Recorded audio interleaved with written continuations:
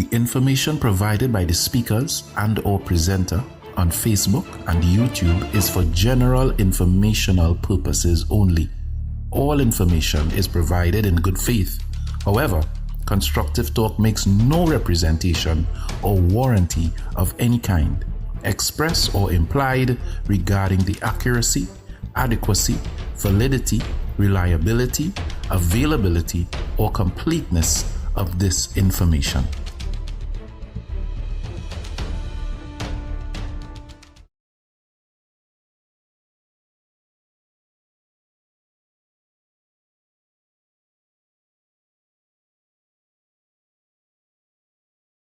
The information provided by the speakers and/or presenter on Facebook and YouTube is for general informational purposes only.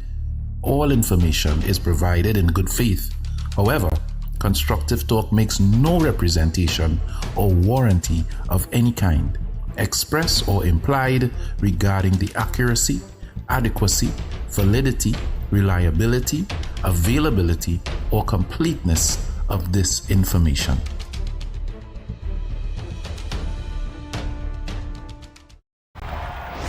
Tune in this Wednesday, September 10th for the People's National Movement's public meeting in defense of the people at the Diego Martin North Community Center, Church Street, Diego Martin, featuring the Honorable Penelope A. Beckles, political leader and leader of the opposition, and her dynamic team, the Honorable Simon de Nobrega, the Honorable Hans de Vries, the Honorable Carl Membert, and Senator Amory Brown. Don't miss this critical event. Come hear the truth, share your voice, and be part of the movement for positive change. This Wednesday, September 10th at the Diego Martin North Community Center, Church Street, Diego Martin, from 7 p.m. The People's National Movement's public meeting in defense of the people.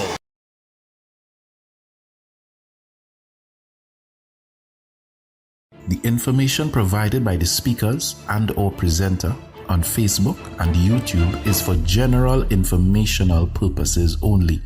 All information is provided in good faith. However, Constructive Talk makes no representation or warranty of any kind, express or implied, regarding the accuracy, adequacy, validity, reliability, availability, or completeness of this information. You give your hand to me and let me say hello, and now can hardly speak. My heart is beating so, and everyone can tell. You think you know me well, you don't know me. Hey guys, I am Nigel O'Connor, a singer for all seasons. I am that voice that moves you for every occasion. I am that voice that celebrates life moments one note at a time. I am Nigel O'Connor. You can contact me at 783-0054 or 754-3154. And oh yes, that's me singing in the background. Nowadays I'm not speaking songs.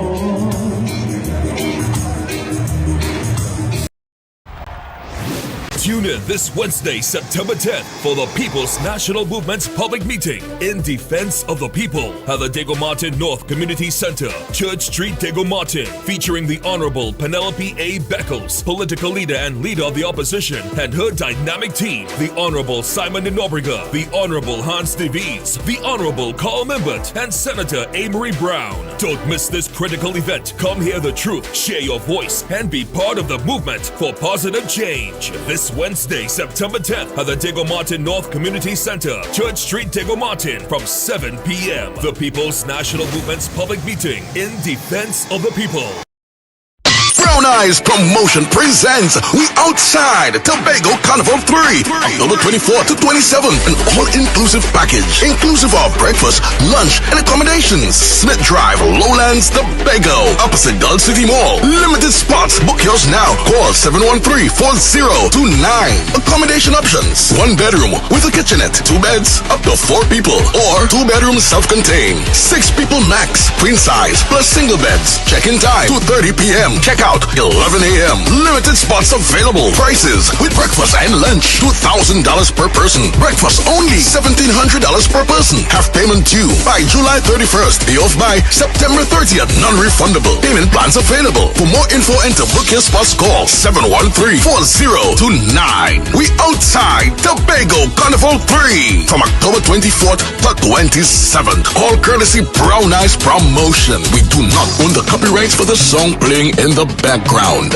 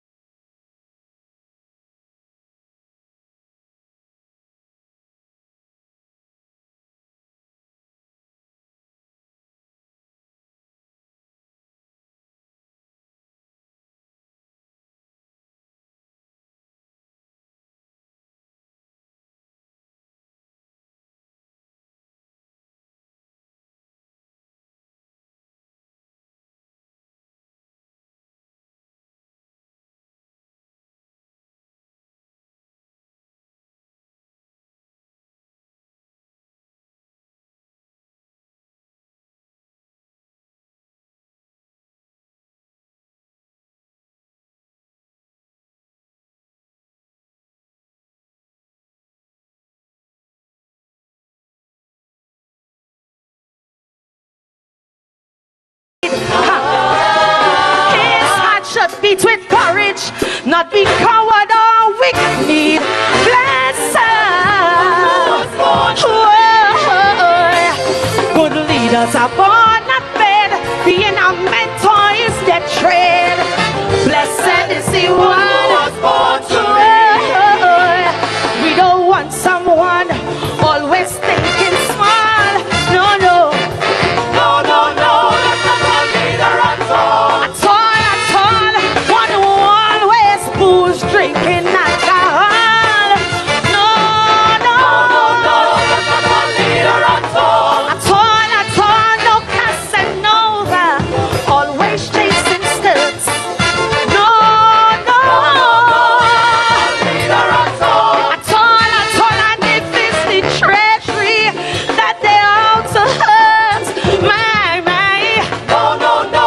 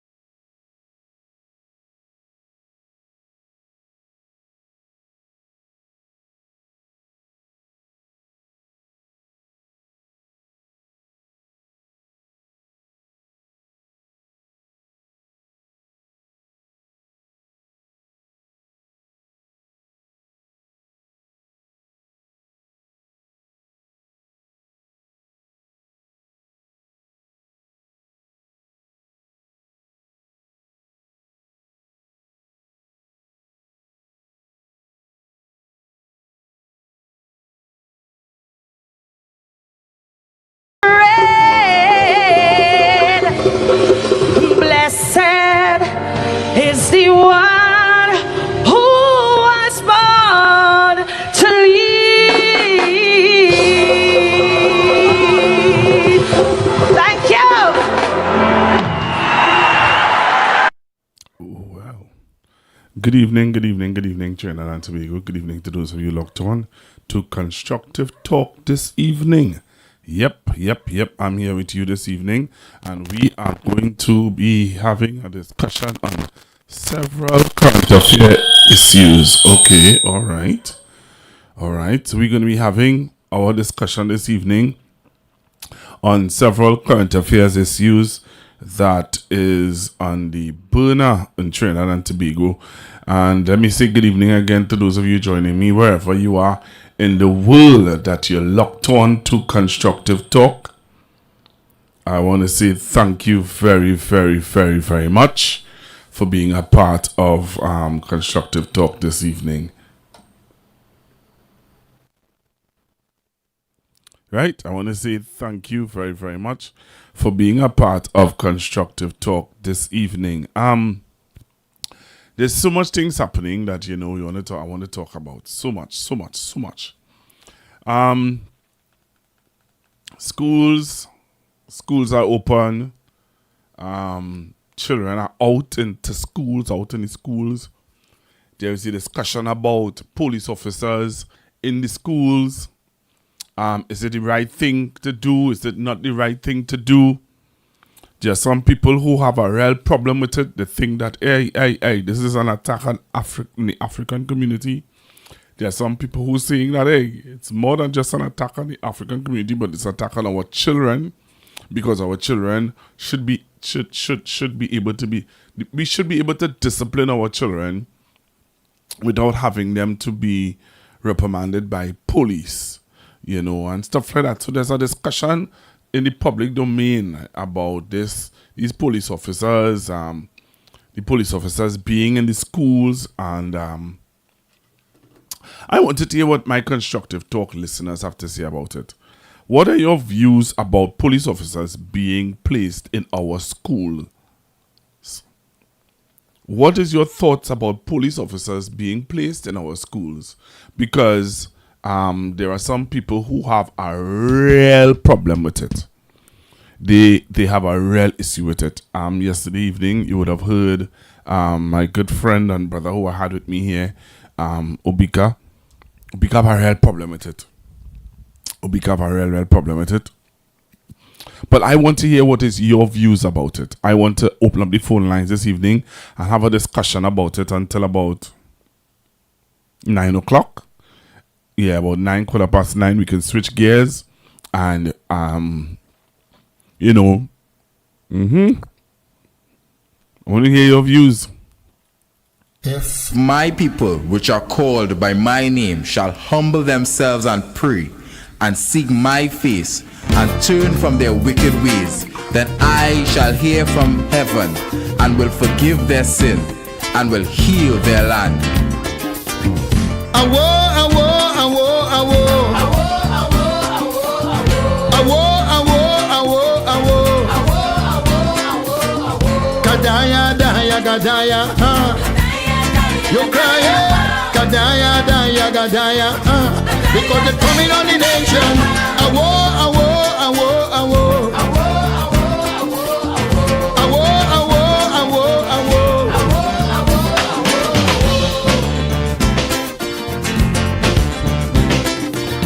Everybody frightened, they're running for cover. No respecter of persons, them bandit, them killer. They're raping and looting, they're killing you dead. Nobody escaping. Booyaka, bullet in your head. Oh my country, overnight, get so angry, on uptight. I search out the answer, and this is what I discover. Or you push the creator out, you did one thing in your mouth. So you take him out of the school curriculum, no knowledge of God for your children. Look around you, all you have is teenage bandits. They might have nothing in it but O's and A's and CXC, but no knowledge of the Almighty. Just because you push the Creator out, you didn't want the name in your mouth. So you take him out of the school curriculum, you're reaping the fruits of your actions. So tell me, where you balling for? Where are you crying for? Where you balling for? Where are you crying for? Is you who push the Creator out. Yeah. Every generation that comes is nothing more than a reproduction of the one gone before. All your double standards and your false value, they come back and catch you off guard and confusing you. What you're seeing is yourself manifesting, nothing else. Check the children's performance, then look deep in your conscience. You go see, or you push the Creator out. You didn't want the name in your mouth. So you take him out of the school curriculum, no knowledge of God for your children.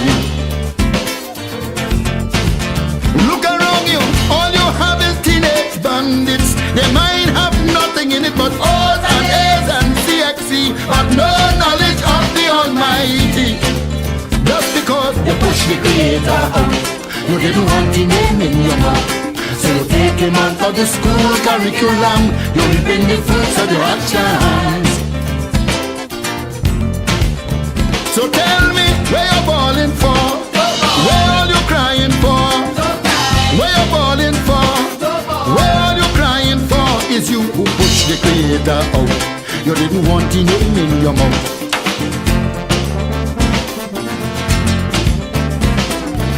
Don't condemn the children for their iniquity, because it's all you who made them and shaped their mentality. What you did in secret, you're doing openly. Don't run away from it, it's your own cruelty. A mango can't bear a fig, a donkey can't make a pig. You sow seeds of darkness, now you're reaping wickedness. Just because you push the creator out, you didn't want the name in your mouth. So you take him out of the school curriculum. No knowledge of God for your children. Look around you, all you have is teenage bandits. Little girls who are photogenic, prostituting their body on the heat, the bomb and punch with pornography. Just because you push the creator out, you didn't want the name in your mouth. So you take him out of the school curriculum. You're reaping the fruits of your actions. So tell me where you're balling for, where are you crying for, where you're balling for, where are you crying for is you who push the creator out. You didn't want the name in your mouth. So you take him out of the school curriculum. You're reaping the fruits of your actions.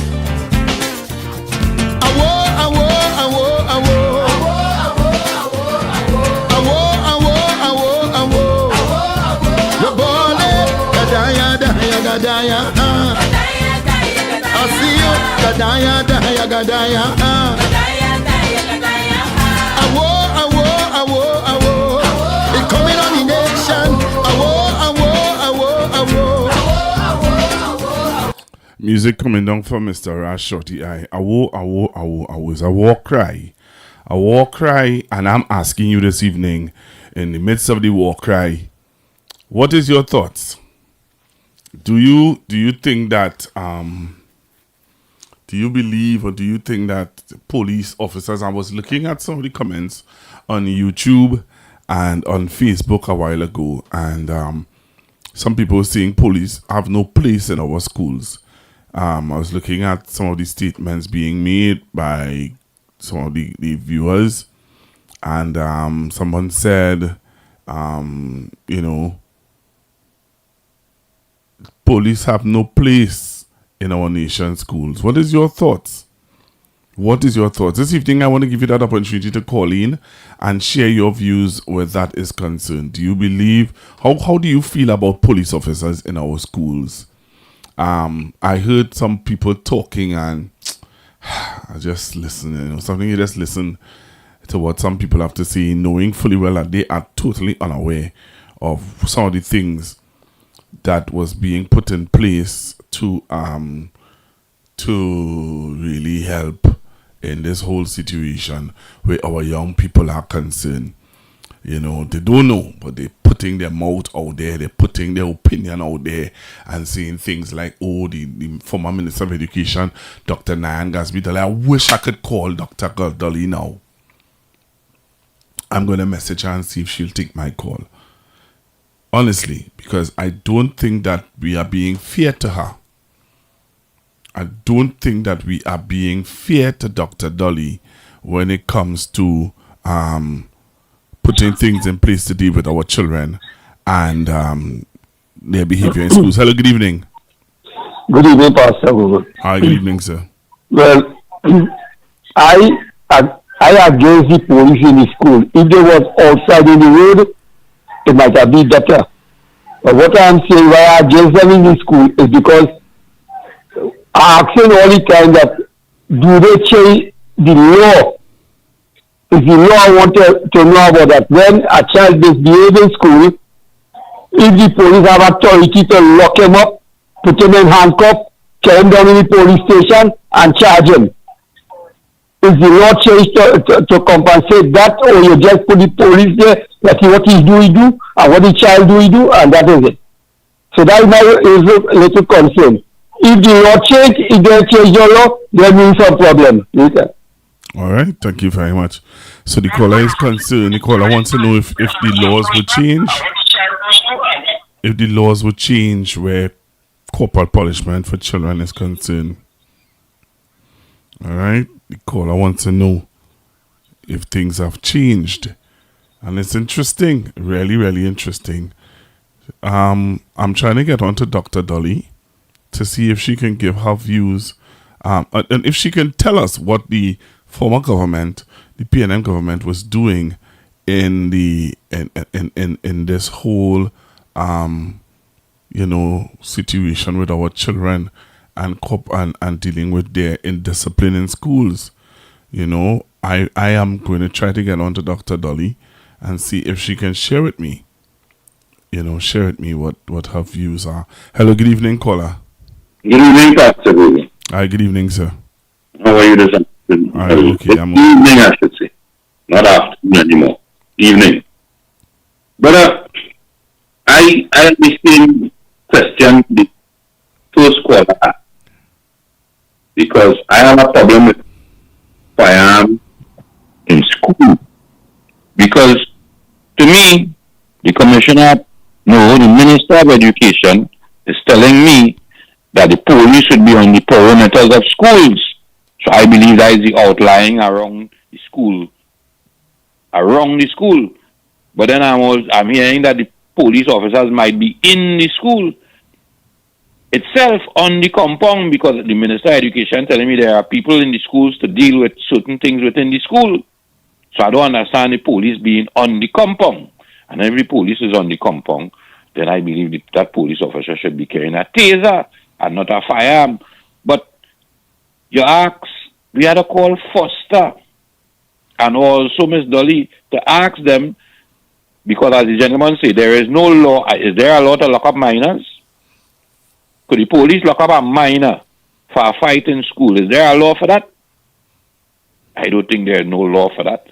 There is punishment based on what the school could issue. To me, that is why the Minister of Education say that the policemen will be on the perimeter of the school, not on the compound, because there are people on the compound to deal with certain matters. So I don't understand how everybody is in such praise, because I was putting things in place that when the police hold you now, and if you do happen to end up in front of the court, I have a system where I was going in a youth camp and get a training for a period of time. I ain't nobody talking about the youth camp, but we intend to lock them up. And what level of rehabilitation is going to happen after that lock-up, Pastor Google? Enjoy the evening, brother. Thank you very much. So taking your calls, what's your view? What is your view? What is your view? The number to call in live on Constructive Talk is 1-868-464-7003. That is the number to call in to share your views. What is your view? Do you agree? Do you disagree? If you agree, call in and share your view. If you agree that police officers, you don't have a problem. You don't have a problem with police officers being in school. In the nation schools, you don't have a problem with it. You think that it's a great idea. If you don't think it's a good idea and you want to call in and share your views, do so now. Call in, share your view, and tell us why you think it's not a good idea. Call in and tell us why you think it's not a good idea to have, to have police officers in schools. Call in now and share with us why you think it's not a good idea to have police officers in schools. So I'll wait your call. Hello, good evening. Hello, good evening. Good night, Pastor Google. How are you? I am good, sir. How are you? All right. I sent you some videos. I hope you take a look at them. No, I didn't get a chance to do anything. Today I was reorganizing myself to go back to school.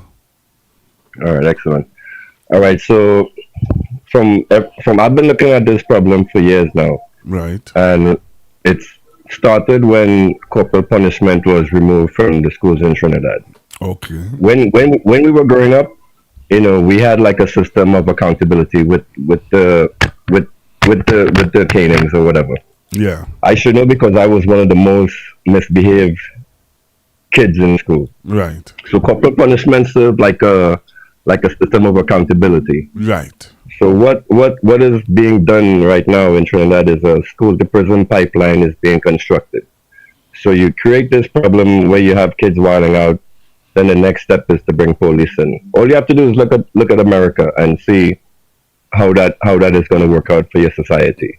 So now you will have children in the justice system, children into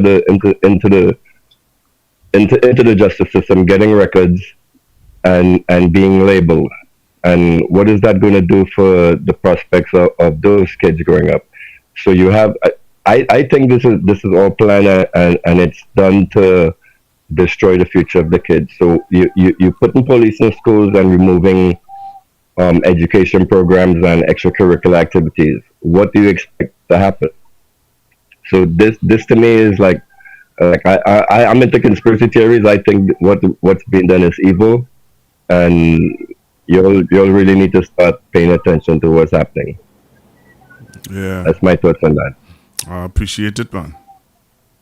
All right, I'll call back later. It. Thank you very much. Yes, the caller is saying that he sees it as a conspiracy theory. His conspiracy theory is that he believes that this is it's not going to end nice, But what are your thoughts? That's the caller's thoughts. What are your thoughts? 464-7003. Do you agree with police officers being in our nation schools? Do you agree with police officers being in our nation schools? You think it's a good thing? You think it's not a good thing? What are your thoughts about it? What are your thoughts about it? Trinidad and Tobago, and by extension the world, those of you living outside of Trinidad and Tobago, are you happy? Well, I wouldn't say happy, but what are your thoughts about it? What are your thoughts? It's important to share your view this evening because, I'm hearing all sorts of different discussions out there. All sorts of different discussions out there about it. And some people they don't have the information, some people have the information, and some people don't care. Some people saying, yeah, let them be in our schools, man. Let them deal with the children. Let them deal with our children. Let the police officers deal with our children. Do you agree or do you disagree with that? Let's take this call. Hello, good evening. Yeah, good night, Pastor Google. Hi, good evening. Yeah, I concur with what the last caller just said there. I mean, think about it, Pastor Google. They close on all the so-called camps for the youth. Or you close on conservation corps. Or you close on my path. Right? Or you close on the homestead program. Where you teach the youth farmers and get a home. Right? Or the special programs they end up trouble with. What I want you to do now, and it's not to this. Who was the progenitor? Who was the started the person who banned corporal punishment in school? Or the first incarnation of UNC? And as far as I'm concerned, Samra Prasad is part of the far right of the Republican Party. I think this UNC thing, this incarnation UNC government is part of it's just a branch of the Republican Party. And I think you should, do you have you ever heard about Project 2025? Have you ever heard of what? You ever heard about Project 2025? Can't recall right now. That was something that was floating about when they was warning Americans do not vote for Donald Trump. And there's a plan that was put in place. Well, we've seen it right now, and it's coming to pass. You see where we started to put troops in these so-called hotspot areas. We say they could crime. I think I should get access to that. I think somebody should tell you about what this Project 2020 about. And basically, this is right on the playbook of the UNC. A Hindu-based dominated party is affecting African youth. And also you got to see the policies now. Up to now, what is the excuse why I didn't attend the African Convention? But you send a permanent secretary to represent you. So it shows that you have a bad disregard for CARICOM, right? And apparently you want this country to become the 52nd state of the United States of America. That is what I'm seeing. And nobody's not talking about that. You see what's going on with these so-called bodies right now? Colombia is now intervening now and asking the government to identify bodies. Well, Kola, we'll get into all of that in a little bit. Now, that's why you're going all over, but I just wanted to hear about the school and what the people views about the school. I have a clip to play about the Colombian president and all of that, you know. So I just wanted to stick with the topic on the that's very emotional. All right, sir. Right, because it's connected. Everything is connected across the world, whether you like it or not. There's a connection. Let's look at Project 2025. Thank you. Okay, cool. All right, so when you call in, just let's stick with the topic. We're talking about police officers in schools. What are your views about it? How do you feel about it? All right, let's stick with that. I do have a clip to play concerning what the Colombian president would have tweeted and what he was saying, and Ms. Bisessa's response to it. You know, I do have that to play, but I'm asking us, let's stick with the topic for now. You know, we're looking at and we're talking about how do you feel? This is the first this is the second day. How do you feel about police officers in our schools, in our nation's schools? How do you feel about that? You'll tell me how you feel about the other stuff in a little bit. But how do you feel about that? How do you feel about police officers in our nation's schools? Are you comfortable about that? What are your thoughts?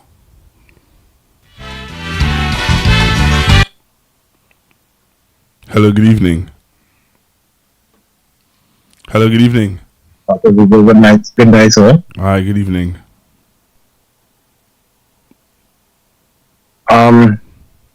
There are the pros and the cons about that policing in schools.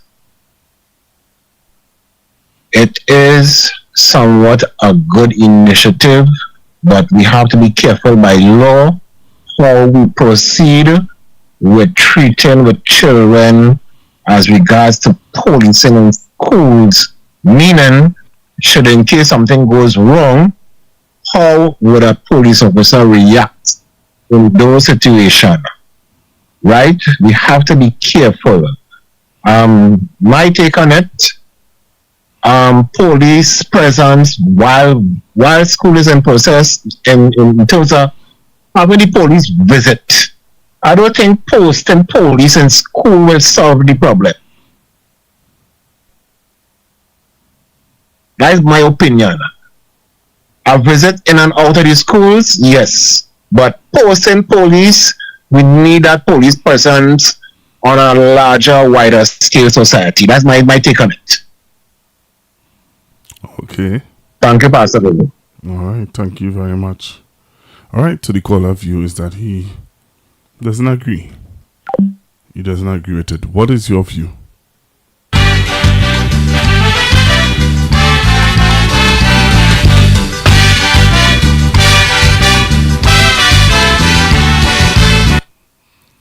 Hello, good evening. Oh, good evening, Pastor Google. Hi. I'm calling from New Jersey. Hi. Your topic is about how do we feel about police officers in school. Yes. We had the same problem in America in different states where they had mass shooting. Okay. Now, but they wanted the Republican Congress wanted to put police in the school. Yeah. And the parents kick against it, right?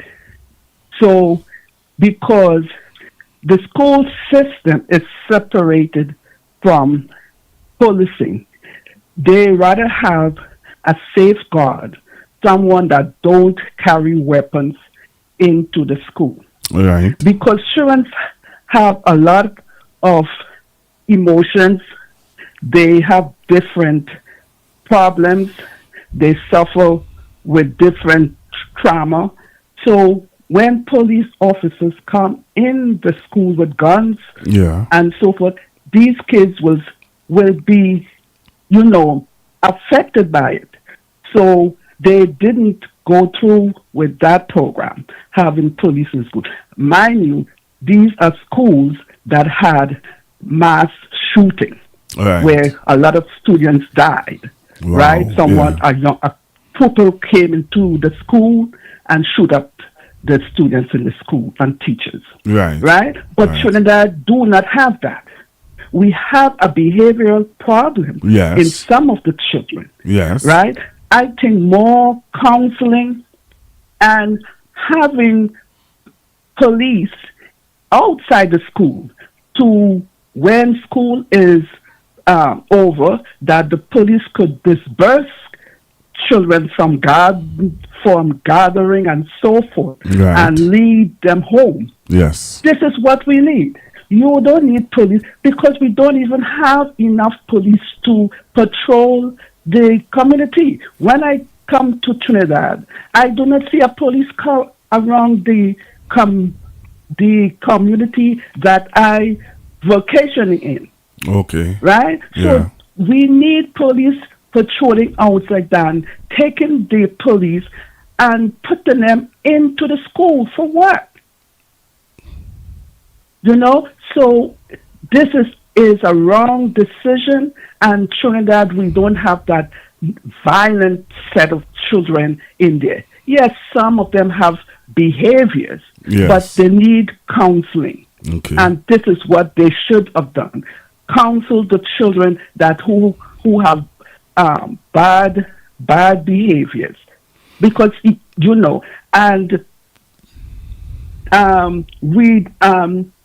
because when you put police in school, you take away from the community who need security. So this is my point. Yes. Thank you for listening. Thank you very much for calling. I really appreciate your call this evening. All right, so we heard another perspective, and from America, you heard what she had to say. Wow.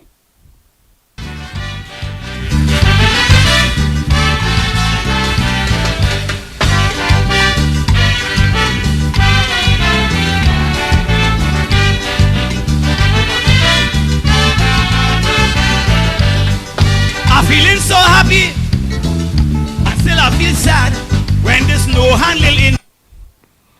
Hello, good evening. Hello, good evening. Hello, caller. You have to listen to me. Yeah, you have to listen to me on the phone, not on the television. You'll get a delay. Caller. Hello, good evening. Good evening. You have to listen to me on your phone and not on the television. I'm not hearing you. You're not hearing me? Far. Well, I don't know why you're not hearing me. You need to raise your volume on your phone. Okay. I just heard somebody from New Jersey just called me. Let me just say this quick. I don't agree with them having police in schools. Why? And what will happen? Human rights will come down on them for that. This government's kind of foolish. They're always making foolish statements and foolish decisions. In time to come, the United Nations Human Rights and so will talk about it, and they might have to, stop that kind of foolishness, that foolish idea they have. That's just my idea. All right. Okay, good night. Thank you very much. Hello, good evening. Hello, good evening. Pastor Google, good evening to you, sir. Good evening, sir. Pastor Google, don't you think that having police officers in school, that these school children will just take their behavior on the road? Well, most of the features that we used to see from time to time was children on the streets. Okay, there were one or two that we would have seen of children, in the schools behaving a certain way, but the other ones that we saw, some of the ones that we saw was from students who were, outside the schools. I personally believe that enhance the MTS security officers training to deal with those school children and have the police officers on the routes, especially after school is over, to more or less put a handle on those type of behavior. I looked on and listening. All right, thank you very much. Thank you very, very much. All right, so the caller believe that MTS can do the job. Indian girl create history in Trinidad. So I take this whole season.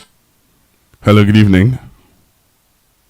Yeah, Pastor Google. Hi, good I just evening. want to add one more favor.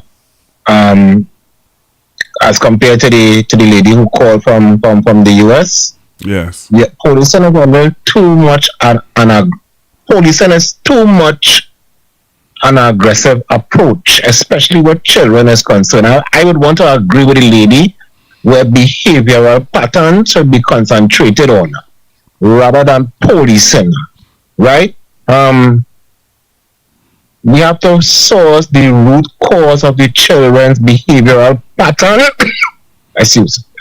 Source the root cause of the children's behavioral pattern and find alternatives in treating with their behavioral pattern, such as programs and school activities where they could channel their energies into positive and resolve those situations.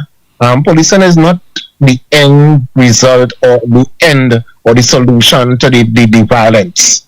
Violence is a reaction of a behavioral or an emotional disturbance that we don't know about.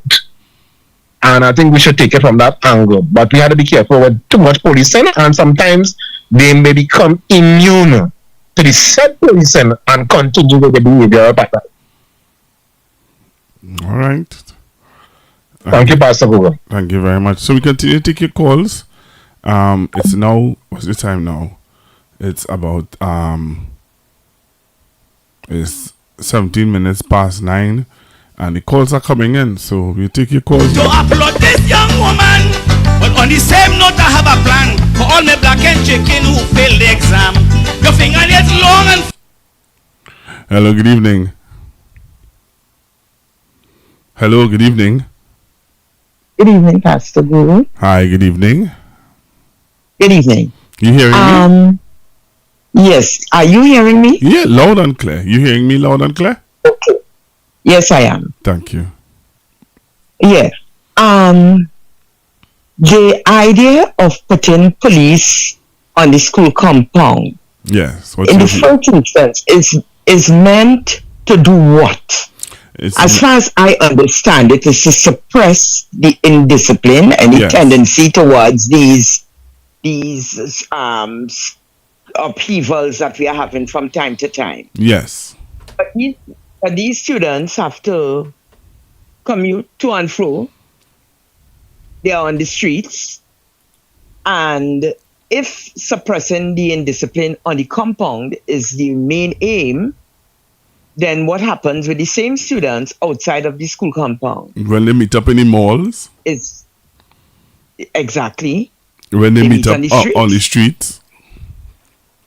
They meet in front of the school, Thank outside, you. Yeah. behind, some distance away. Yeah. Listen, I think that this measure is a stopgap and not a well thought out measure. Plaster on us so.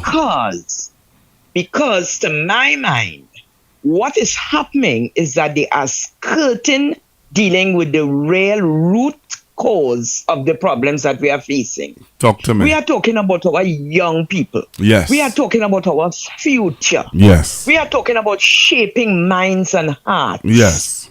And you cannot tell me that can be properly done in an atmosphere that resembles a prison, that resembles people who are measures being taken to deal with criminals. You cannot tell me that that is the way in which it should happen.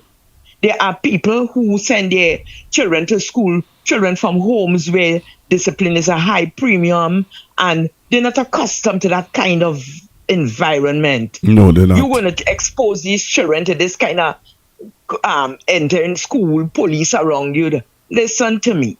I am not hearing any plans of programs to engage children on a daily basis, because the fact is, you have maths on the timetable every day, you have language, you have grammar, you have whatever other subject areas, your biology and things. Why can't you have a built-in program addressing the development of social, spiritual, mental, proper instruction, proper grooming, proper teachings, getting into the hearts and minds of these young people so they will understand how to deal socially with one another. And not only that, it doesn't stop there, because these children are coming from homes. And what is the state? What is happening there? These are the people that you have to target. Not the end result is where it begins.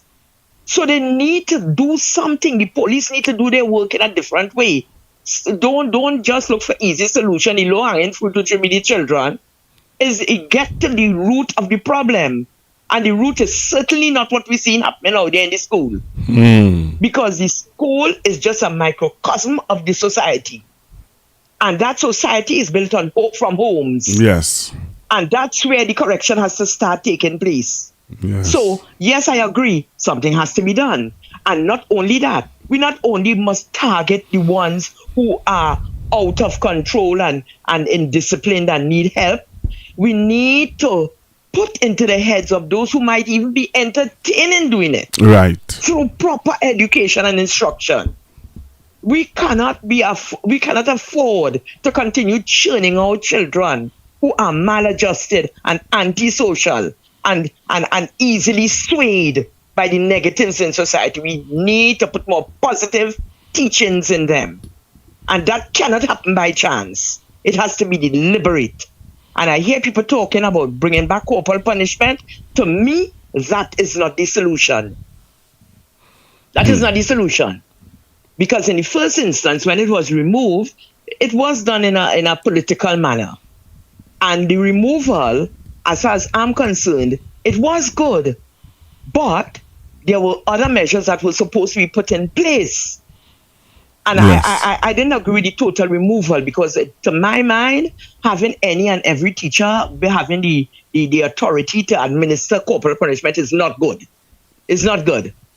What we needed, and they had introduced it, discipline matrix, where students knew which misdemeanors will result eventually in a curtail. That is how it should have been done. You have your deans of discipline, who you should supposed to have just one or two persons with the authority to administer that corporal punishment, and this will be done after a number of warnings and interactions and so on, and maybe at some point, but the student must also understand that. I think it was done in an ad hoc manner, and so it went haywire.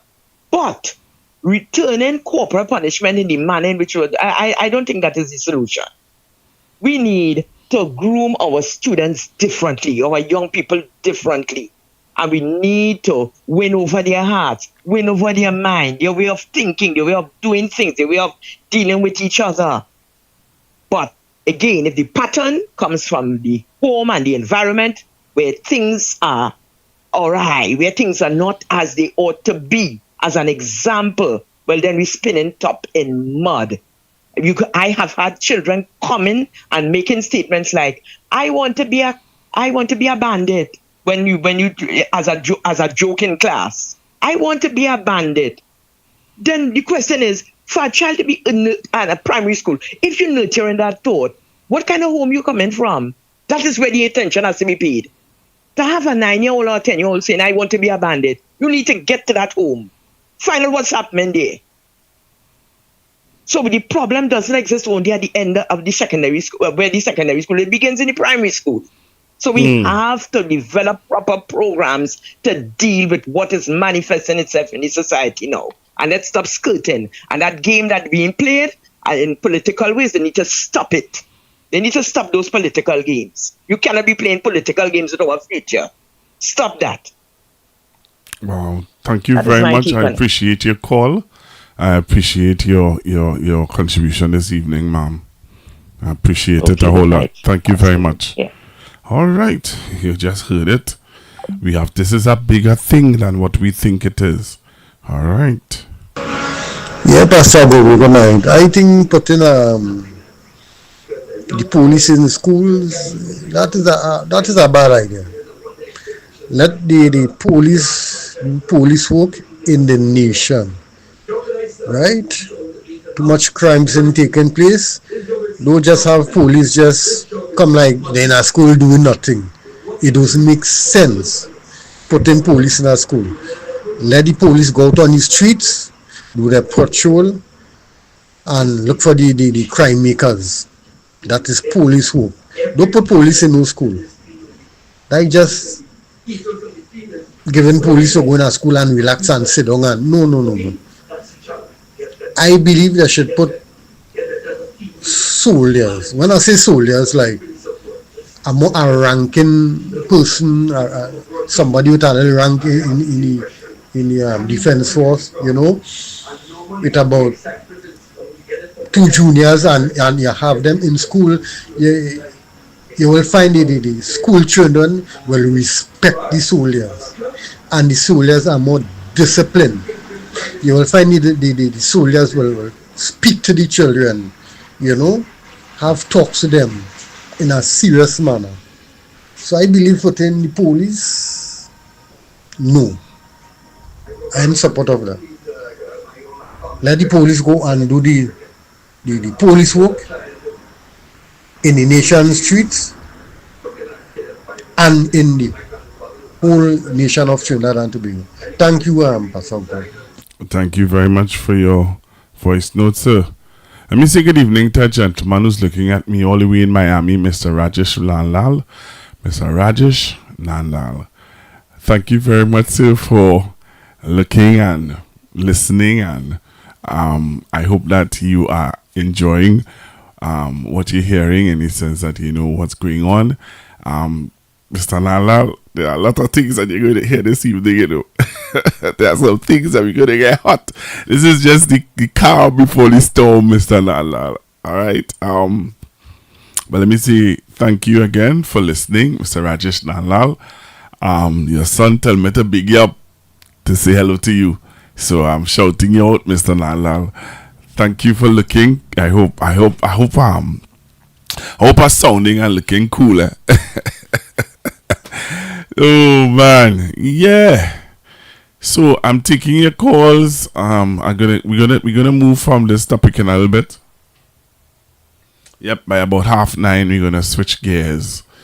All right, we're gonna switch gears in a little bit. By 9:30 we're gonna switch gears because there's so much to talk about, so much to look at, so much to look into.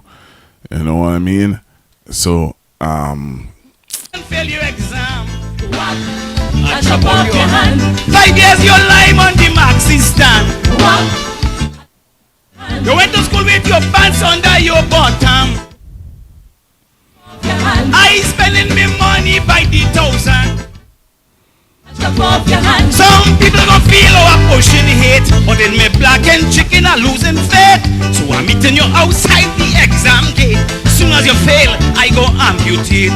Not one subject me listen pass, and assure me you make an ass.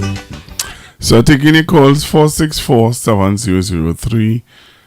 You can call me. Tell me what are your thoughts. Do you agree? Do you disagree with police officers in our schools? Do you agree?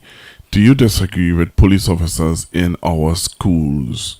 All right. So we just have a few more minutes left in this for this discussion. Do you agree? Do you disagree with police officers being in our nation's schools? You think it's a good idea? You think that... I think it's a plaster on us all. Based on what the caller just said to us a while ago, when children come out of the schools, right? When children come out of the schools... Hello, good evening. Master Google. Yes, sir. I'm back again. All right.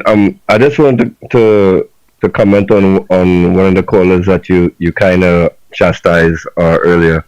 He called and he was talking about the Project 2025 stuff. He was actually correct. No. You know, I was talking when I chastised him. Wasn't for that. I was talking about the Colombian president. He would have brought in that, and that was another discussion. I was just saying, stay within the permit of the discussion, because I do have the clip to play with the Colombian president and what he would have said to our prime minister. I just didn't want to get into that at this point in time. I wanted to just designate the discussion around how you feel about police officers being in our nation's schools. Right. So, with the age of artificial intelligence and what's going to happen within the next 5 to 10 years with AI in America, they are preparing the society for massive job loss. Right. Like doctors, and not like simple jobs. I'm talking about like high level jobs, like doctors, lawyers, just about the like college trained jobs will be going away to artificial intelligence. And what do you do with society then? If you live in a capitalist society, what do? You have to become militarized, right? Right. So anytime someone misbehaves, you lock them up. And so you're seeing like a piece of this, like they actually, Trinidad is a capitalist society, and you actually seeing like these little pieces of the puzzle that's happening in America actually starting to form in Trinidad. So the police should not be in schools, period.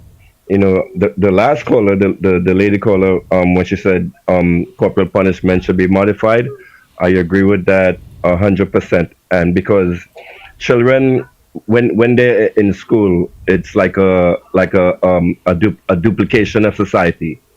So when you remove corporal punishment, it's like you remove the justice system. Like for me and you remove police, you remove the justice system. So you can just about wild out and do anything. And this is exactly what we start to see happening after corporal punishment was removed. Kids just started going crazy. Right. So you bring it back. That's easy and simple, and you designate one one person to carry the canines, and what you could even do, make it public, because just like when if you get locked up, you know, it's a public trial. You can do something similar to like that in school, where when a child is punished, you know, there's like the embarrassment factor, the societal factor, the peer pressure factor, and all of this stuff that goes into, because if a child knows that you know, with actions there are consequences, and with kids they have this like when you get into psychology with impulse control, I'm sure when you were younger you used to do a whole lot of crazy stuff that now that you're an adult you do not do anymore. That's because of the whole impulse control thing. When you get older, you can sit back, think, and reflect on consequences. But children, when they have that id, this passion, in psychology it's called id, they cannot suppress that, and they usually go to what that is immediately. Yeah. I'm losing my train of thought now. But anyway, that's it. I'll go and call back later. Yeah, man. Thanks very much. Bye. Hello, good evening. Hello, good evening. Hi, good afternoon, Pastor Google. Hi, good evening, sir. Hi, good afternoon. The mere fact that we have to put police in schools, right, shows that, you know, the system has failed.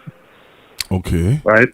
If it is that you have to resort to school, you basically making the school a virtual prison in a way. Right? The thing is, as Denzel Washington said, right, it's culture. Right? This thing starts in the home. Right? We have to find some way to reform the educational system. Right. So that, you know, when children come to school, right, within certain parameters, you know, you could achieve, you know, educating children, Now, in terms of legislating what goes on in the home, I don't have any solutions for that. But the thing is, we've seen in the past where even though the home was bad, and the children comes to school and they say like, you know what, you see this thing I learned in school here, I could actually have a future doing this, you know, right? And sometimes you would have meetings with the parents, to guide the child. To just put police just there and, think that, all right, that will solve the, that will just cool down the problem. What happens after school? Right? What happens after school? And how long could you sustain that? Do you have the budget to sustain putting police in schools when they should be doing other crime fighting exercises? It's something better has to be done. I hear you, That's caller. my take on it. Thank you very much. Hello, good evening. Hello, good evening. Hi, good evening. How are you? Yeah, are you still talking about the policing? Yes, I saw you calling in, so I said I would extend the discussion. Okay, I'm calling from Tampa, Florida. Hi, thank you very much for calling, Florida. Yes, I am a licensed mental health therapist. Yes. And yes, from a professional standpoint, what is happening is that the decisions that are made for the policing is not the right decision. Tell us why. We are having the students with different types of mental health disorders, and I could name them for you. If we have kids who are traumatized with crime, they will have conduct disorder, they will have oppositional defiant disorder, they will have intermittent explosive disorder, they will have disruptive mood dysregulation disorder. And the final one, when they become an adult, they can have antisocial personality disorder. I think one of the callers did mention that last one that you pointed out there. Yes, but it progresses. The behavior progresses. When you take a child to a mental health professional, the professional will say, well, maybe he has ADHD. Okay? Mm-hmm. And as they progress through school, they are traumatized, they will have these different types of disorders, and they are all behaviors. So you cannot police the schools if they have mental health behavior disorders. And I just outlined all the different behaviors. I deal with them every day. I deal with the children, I deal with adults. So these are behavior disorders that are progressed from children way up to the adults when they end up in the jails and the prisons. So what they need to do is really have mental health disorders in there or behavior analysts in the schools, post these professionals in the schools to deal with these different types of behavior disorders. The police is not needed. That's not the job for the police. That's the job for the behavior specialists, the analysts, the mental health disorders that need to be dealt with without policing, because the children most likely will be traumatized with the crime. Those of them who have parents who are skilled and all of that, these behaviors develop because of that. Right. You understand? So I wanted to share my view based on my profession. I deal with it every day. I'm a licensed mental health therapist, and I can tell you that's what's going on there. You are telling me that if we have so many parents that are being killed and in crime, the children are going to be affected, and they will show them in their behaviors. So they need to have counseling going on in there rather than policing. Right. And that's all I want to say. Before you leave, what you're saying there, I remember it wasn't Dr. Dolly, it was under the former Minister of Education. What was his name again, boy? He was the MP for Arima. In Arima. Yes. I know who you're talking about. He would have. I know who you're talking about. He would have reached out to the churches and asked for pastors to make themselves available to do mediation, to mediate between students. So sit with students who have conflict resolution and stuff like that. They would have sent us on courses. Pardon? Yes, what they have to do. The first thing they have to do is go into the school and start doing a general comprehensive assessment of how things go. Yes. And then they will determine who needs the counseling and who doesn't need the counseling. Yeah. 9 out of 10 times they will have one of these behavior disorders that I outlined for you. Right. You understand? So that's where they don't have the professionals to do it. It's not going to happen. The police was not trained in doing mental health. You understand? Right. And that is what I realized.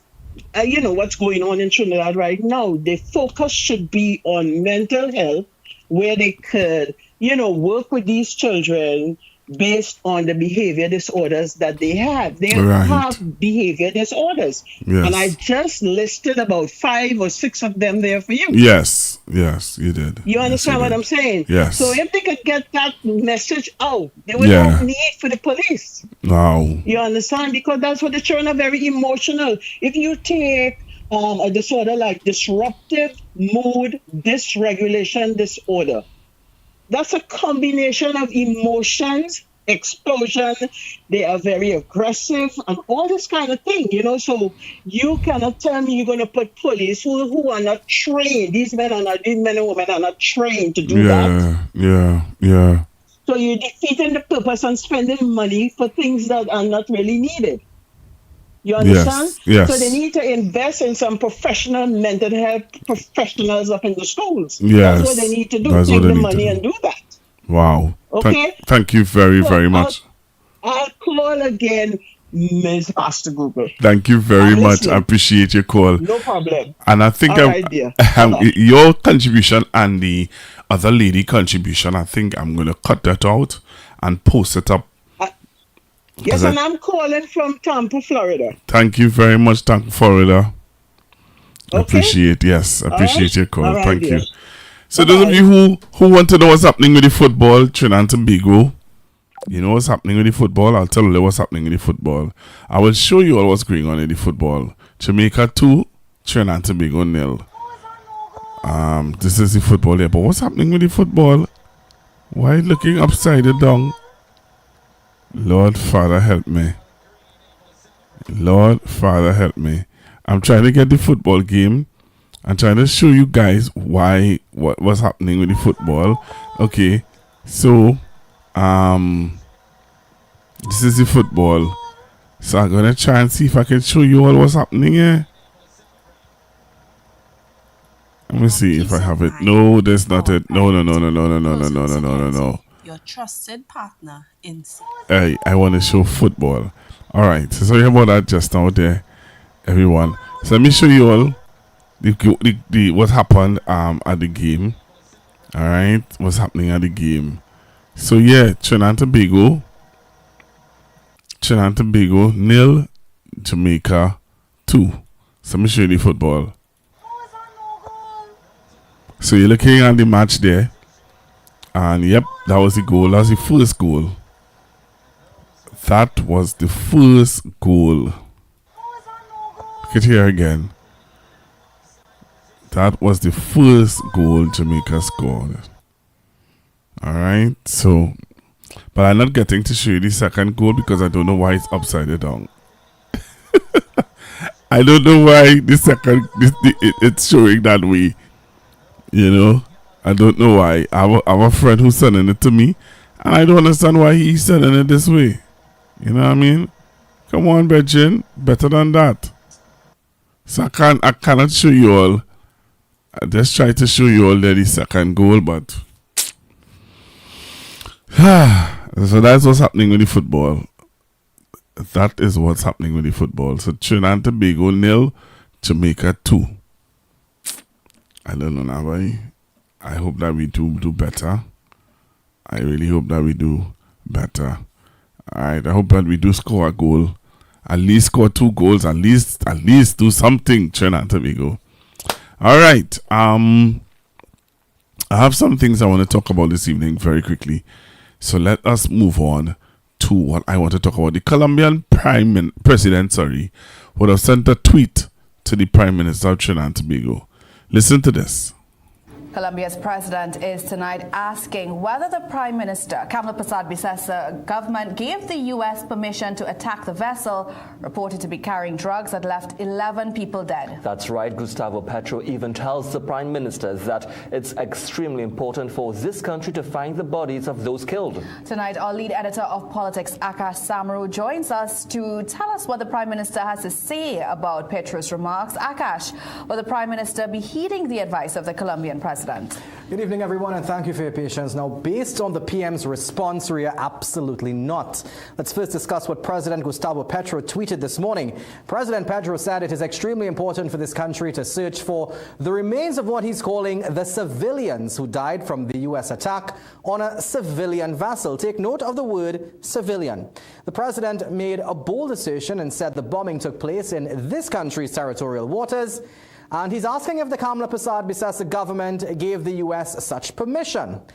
Now, Persad-Bissessa responded a little while ago with some very strong language. The PM said this country will not waste resources to look for those bodies. She said our Coast Guard resources will be utilized for the protection of our borders, not to look for dead drug traffickers. However, she said, if any carcasses, not corpses, but carcasses, which is a word usually reserved for dead animals, wash up on our shores, we will recover them. Now, remember, President Petro called that vessel a civilian vessel, but the PM countered and said that was not a civilian vessel. She said the drugs on that boat bring death to people here, destroy families and careers, and fracture society. She says those drugs bring more death and despair than conventional weapons. The Prime Minister said this country is in a war against drugs and trafficking, and there will be consequences. And Persad-Bissessa said she'd much prefer seeing drug and gun traffickers blown to pieces than seeing hundreds of our citizens murdered each year because of drug-fueled gang violence. Now, Akash, we understand that Persad-Bissessa also announced the cracking down of illegal immigrants and those who commit crimes. What else can you tell us on that? Yes, Jesse, the Prime Minister said the TTPS has increased its monitoring of illegal immigrants involved in drug and human trafficking. The Prime Minister said the government is working to upgrade the Cedros Coast Guard facility and has dispatched more vessels to the area. And most importantly, the PM said soon the state will deport about 200 Venezuelans who are in our jails. I would have asked the PM how soon, but I'm still awaiting a response. The Prime Minister added this country's migrant policy is in train, and this will help to reduce illegal immigration and trafficking. However, she said it will not be lenient to those who are here illegally and cannot provide verifiable information on how they earn a living in Trinidad and Tobago. On that note, Akash, are there any updates on the government's migrant policy? That's a good question, Ria. A migrant policy was a major campaign promise made by the UNC. Interestingly enough, last month the PM said the policy is still in the works, but will not be one of mass deportations. However, the PM was clear that only applies to law-abiding migrants, meaning if you're here legally and can show proof of that, then you should be fine. Now, I remember her in May saying it won't be a case of the government going around and picking up every migrant and deporting them. However, she has always said criminals will be sent back. I think, Ria, this is a good place to find out the progress of that policy. We'll do that, and we would have reached out to the Venezuelan ambassador a short while ago who acknowledged our questions but said he would get back to us on if he has the clearance to respond. All right, thank you so much, Akash. Our lead editor of politics bring us the very... I don't know. What are your thoughts about this? The Prime Minister? I don't know what to say, I don't know what to say. Let me tell you something, yeah? Sometimes you try your best to try and try to grapple your mind around what is really being said to us, or what I lost for words. I don't know. Hello, good evening. Hello, good evening. Pastor, good evening. You hear me clear? Loud and clear. Right. I will sum it up in one conclusion of the Prime Minister that mad people talk. Bye-bye. Okay. Hello, good evening. Another caller is here. Hello, good evening. Hello, good evening. Pastor Google. I can't believe my ears on what the Scottish Prime Minister said. Is that real? You asking me if it's real? Is that real? Is that the statement she made? How big is this country? Because the way she's talking, it seems like we are actually one of these it seems like we are actually one of these superpowers.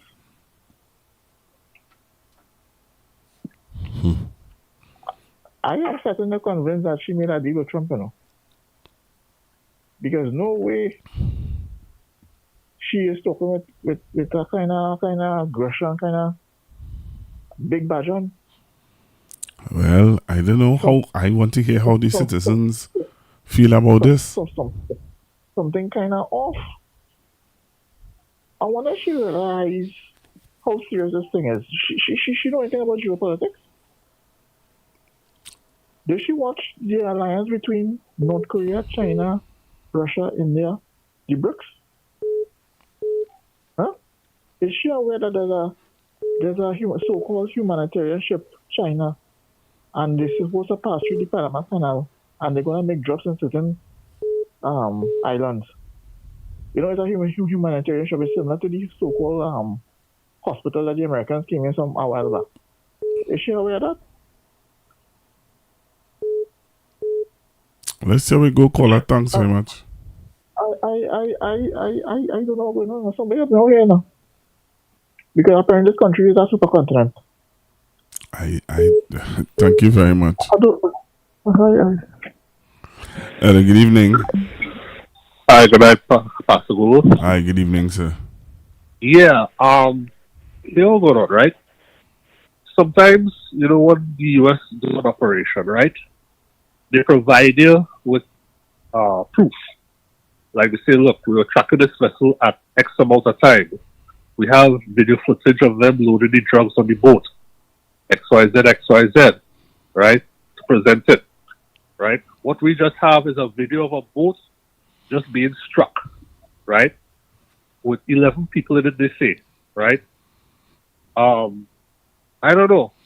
I don't know if anybody who trafficking drugs will have 11 people on one boat. Where's our room for the drugs? That's one thing, right? The other thing is, right? I don't know if our Prime Minister has any experience in geopolitics, because the so-called coalition of the willing that she joined up with, right? One of those countries, Ecuador, is said to be one of the main hubs, or not even hubs, the main producers of illegal narcotics, right? The UN Commission on Crime and Drugs said that how the main producers of illegal narcotics in this region, in the Caribbean and Latin America, are Mexico, which is the Sinaloa cartel, Colombia, Ecuador, and Peru, right? How come the U.S. bypass all them places and go in straight Venezuela? I don't know, but oil is a hell of a drug. But that's another case, right? The UN also say that how Venezuela basically has no drug production facilities in the country, virtually none, right?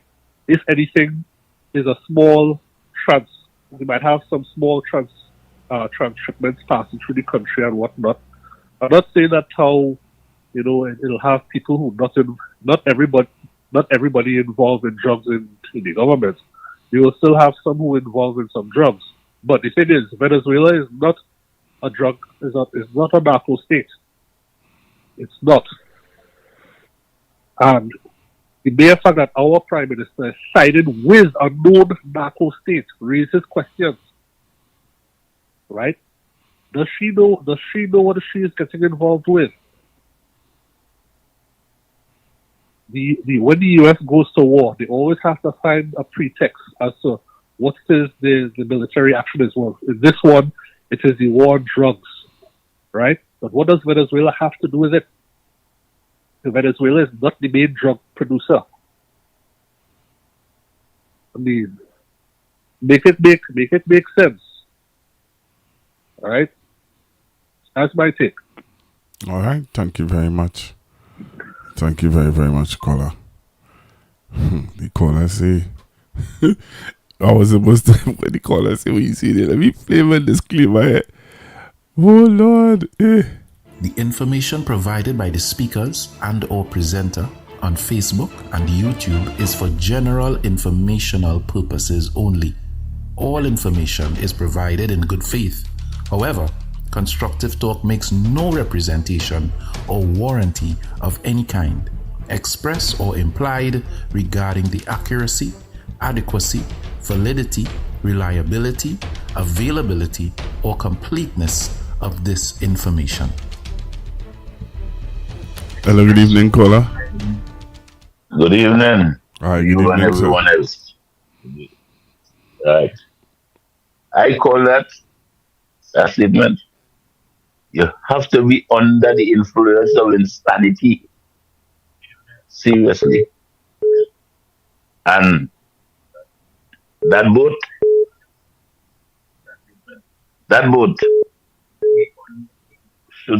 could have been stopped. You understand? With the kind of equipment they say have 4 engines. You could have 8 engines. I'm sure they have faster equipment there to run that boat and stop them. I have fired a gun for like 30 years, and I'm sure I could ride a helicopter and shoot 2 people on that boat to stop them. So I don't know what they're talking there. Insanity. All of them is under the influence of insanity. It's insane. All right, thank you very much. I hear you, caller. I hear you. The information provided by the speakers and or presenter on Facebook and YouTube is for general informational purposes only. All information is provided in good faith.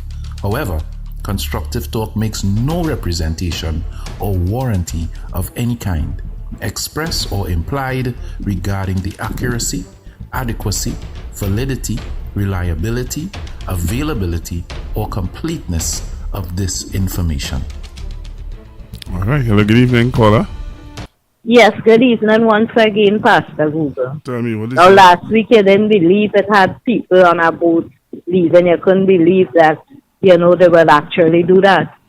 Those people, I would say, I given my take on it. They wasn't going to, they wasn't going to leave, and they weren't thinking that would happen to them. That is what I want to say. But listen to this.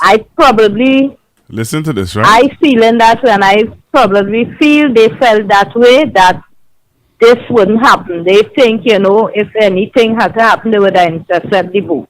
All right, but listen Another to this. thing Just now, before you go on.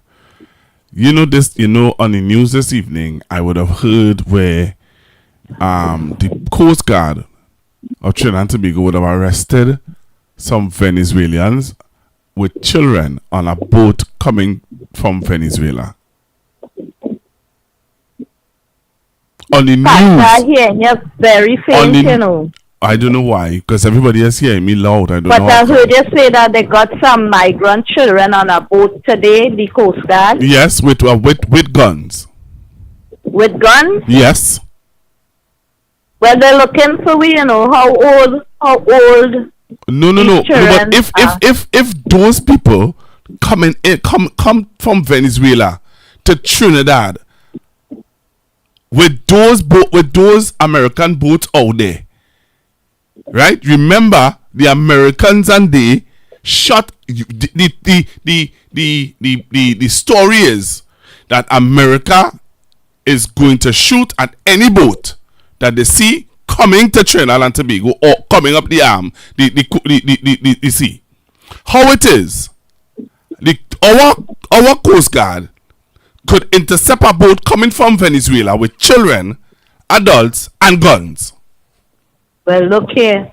And not only that, imagine how much must be coming, Pastor Google. But my question is how that boat didn't get shot out of the water.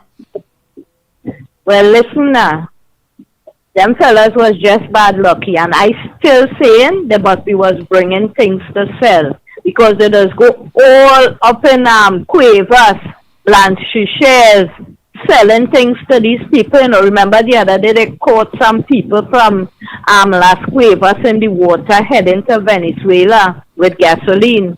They just go with a lot of gasoline so that they could fuel up to come back, right? So I just want to tell people, I wonder if they understand that bombing take place in our waters between Trinidad and Tobago. I saw a video with wreckage, right? And I believe it's the Tobago fishermen saw it in the water.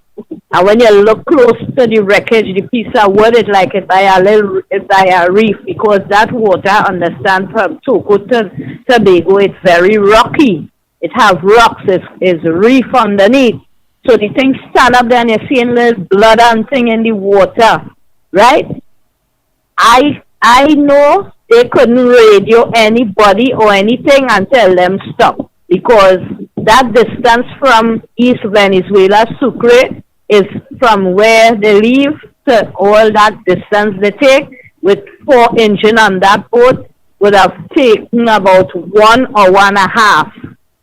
Right? And them quite out in the Caribbean Sea, Macoin, and them reach quite here in our airspace, in our waters, to bomb this vessel. Also, drugs boat do not have 11 people, it's 3 people, 2. Or let's say, okay, 5, but drugs boat don't have that amount of people, so maybe they was bringing in migrants. Right? I get more information from Venezuela with the boat in the news, but I ain't letting them know nothing. Leave it so. Leave it so. I want nobody to juice over anything I say. Just leave the foolish government. Them Latin American countries all for shit. I just watch the news every day. She named calling up, they're putting up all kind of thing about she.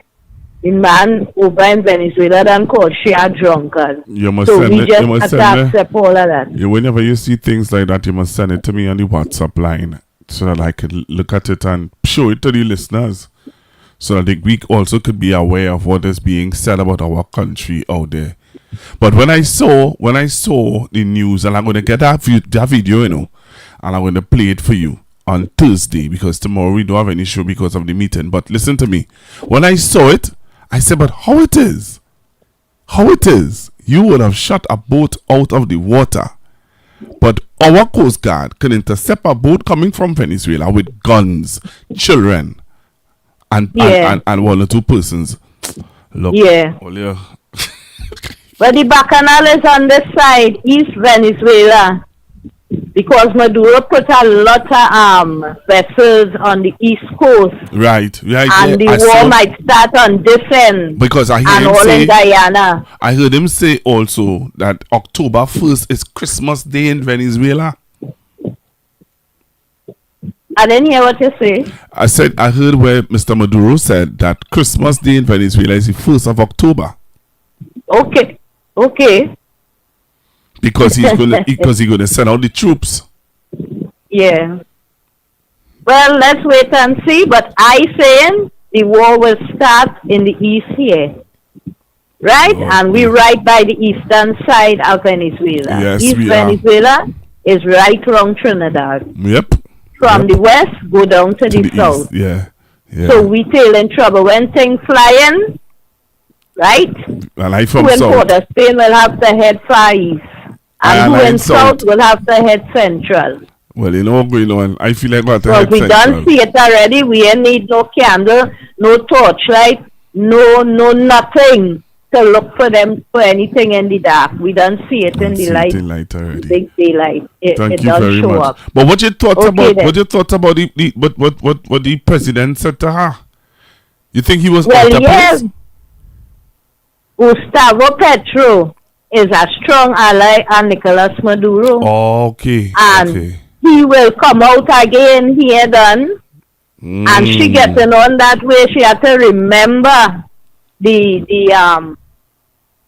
gangs in Colombia. When people think missing, if it's really so. Oh yes, because yes, up to yes, now yes, nothing yes. has float up. I ain't hear anybody say they see any drugs floating. Yeah. But Right? if they see So anything, when they will people talk. think missing and you talking loose, slow, so it's problem. Because Problems. Gustavo Petro does have it hard with them. I told you that. Yeah. He does have it hard with them in Colombia. So she learning. Okay. Good All night. right. Thank you very much. Oh my goodness. That's my Venezuelan friend. Well, I mean, she understand what's going on. You know. I'm gonna get that video, you know. And I'm gonna play that video on Thursday. Where I tell you a boat come in. They show me the gun, they show me everything. But all of a sudden now, our American shoot down that boat though. That boat stay quiet. They let that boat slide in. Don't leave me alone, eh? But hear this now. There's a situation brewing in Brea that I want to talk to you about. Remember yellow was the code?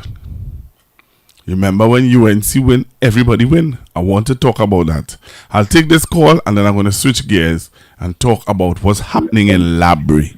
Hello, good evening. Hello, good afternoon, Pastor Google. Hi, good evening, sir. BND, you think Kamala doing all of this to avoid tariffs? But we don't have the tariffs already. Yeah, but you know, the thing about the U.S., right? What people don't realize about the U.S., if the U.S. occupy your country, if she says she wants to use Trinidad as a platform, this could potentially mean that they will take back Chagaramas and Waller Field and the Lady Young if war break out. That could possibly happen. So you're trying to tell me because of that they would say, well, okay, take off the tariff? Well, best we make here a state. Best we make here a state of America, and all the things that we just be paying for. You see, all the things that we don't want to pay property tax, we don't want to pay all the different wherever. Let me become a state of America and give up all our wherever sovereignty. Yeah, and give it to America. Well, the thing is, right? There's a saying. There's a saying, right? I think it's Henry Kissinger make that saying. If you're a friend of America, that is a bad thing. If you're an enemy of America, that is still a bad thing. I heard that quote a while back. So it's basically telling America don't care about nobody. Well, yeah, they only care about itself. When America gets what they want, right? They're not really entitled, and if you have nothing to give to them, right? Because you know, there is not a free lunch, right? If it is a Trinidad have things that America wants, right? They go stay, right? Remember Eric Williams had a time trying to get them out of Chagaramas, and now that might be that have the potential of being reversed. You know, it's something I think about the other night. Because it's not we who build the Lady Young. It's not we who build the Lady Young Road, you know. From what I understand, it was the Americans built the Lady Young Road. Because they needed a straight road from Wallerfield all the way to Chagaramas without having to pass through the city. So, I mean, they may take it back, or maybe they had the technology where they don't need to take it back. You know, they had them helicopters that could just fly over and all of that. I don't know. But, as I say, we doesn't know what backroom deals our government does make with other governments. And if it really benefits us. Sometimes it doesn't benefit us. It benefits them, as in terms of the people in government. right? Your child gets to go to university across Bay and all of that kind of crap, you know, or I don't know. After your 10 years prime minister, you might get a big work working in the UN with the US or some shit. Sorry, excuse my language. You know, you never know. You have a lot of backroom news you doesn't hear about. That is it. All right, thank you very much. All right, so I want to talk about something that I saw on social media that is happening in Labrie. Take a listen to this. They promise that Labrie going to be a different place in terms of when they win. Because when we win, everybody wins. Ladies and gentlemen, things taking place. And all of we try to get in contact with people, they keep telling us, wait until budget. But we get accustomed to sitting down and waiting and nothing really takes place for us. No, we're not going down that road. Ladies and gentlemen, a lot of development taking place in our community. For instance, we get called in TGU, which is down in the Union Industrial Estate. We have CGCL, which is situated down in the Union Industrial Estate. And for years, this year, things taking place and not even people from the community benefiting. We just want to touch a little about the social corporate responsibility that they have to the community, which is by law, they're supposed to deal with that. Because the main stakeholder in the development of our community is you and I. We are the people who live in here. We are the people, if a pin fall, you will feel shit. But yet still we're not benefiting. We do our investigation. We try having communication with people dialogue.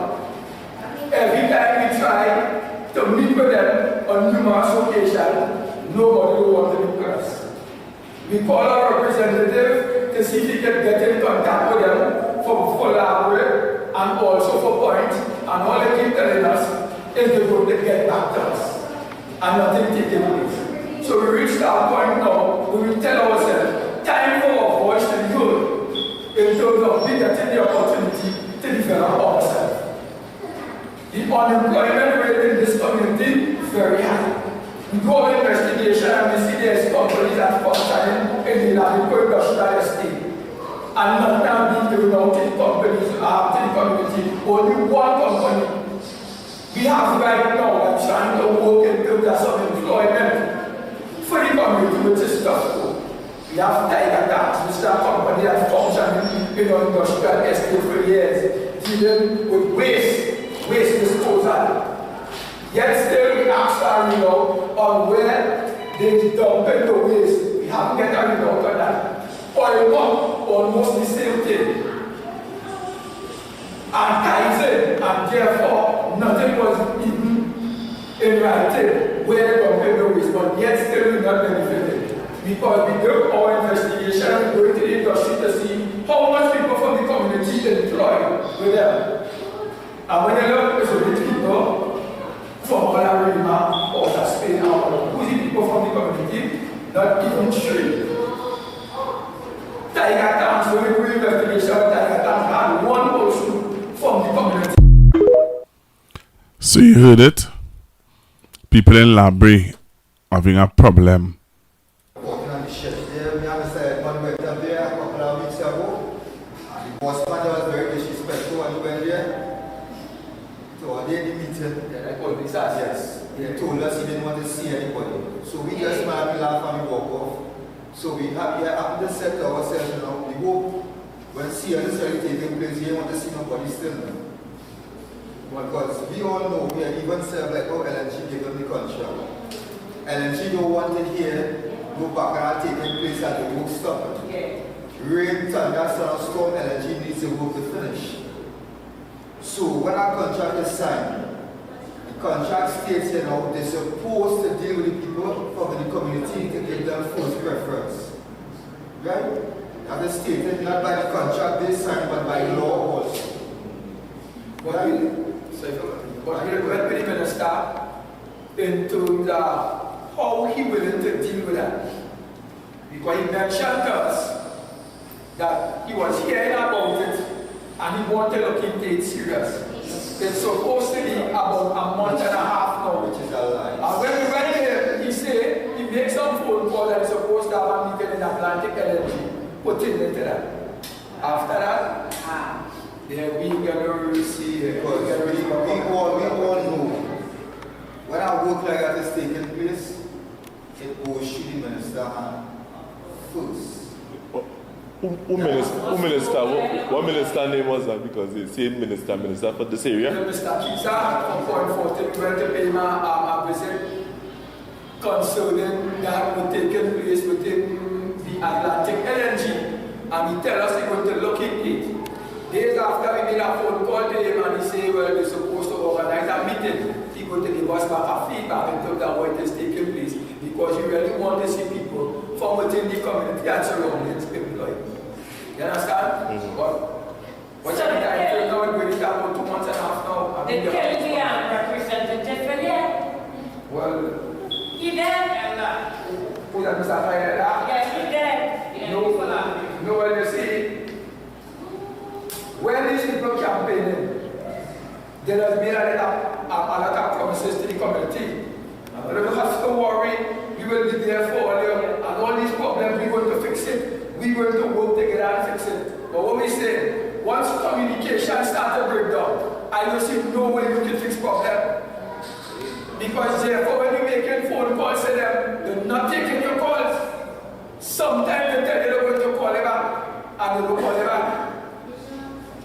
So I say to this,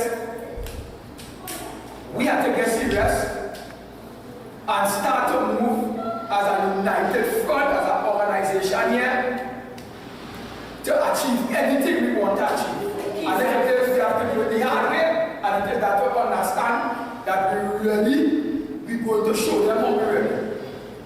Because we don't want the representative and them to be in front of the office protesting, just to be voicing the audio. We are asking for proper dialogue. We are asking for communication, which is the first step in terms of moving forward. It's the first step in terms of we benefiting from within the development from the community, because we're not benefiting from nothing. As in our community, why we're not benefiting? Namalco, why we're not benefiting? These people and them benefit from all this development that take place within the community. Yes. And then after when they don't make all the money, they say that there is just a company that functions inside here that will come to do nothing. It's like the kind of statement they make it when you go to meet with them. Block them. Yes, sir. What about the responsibility to the community? Come in and just pull from us and then give us back nothing, and then give us the opportunity to develop. It has nothing to be such a small company, because we can develop ourselves. We're ready to handle any size thing that they give us under, but the pushing of the requirements that will make it difficult for us. In terms that they're talking about store certification. If a man has to go and spend $300 and $200 and something $1,000 to get a store, and he can't get a contract for $50,000, how come he go develop?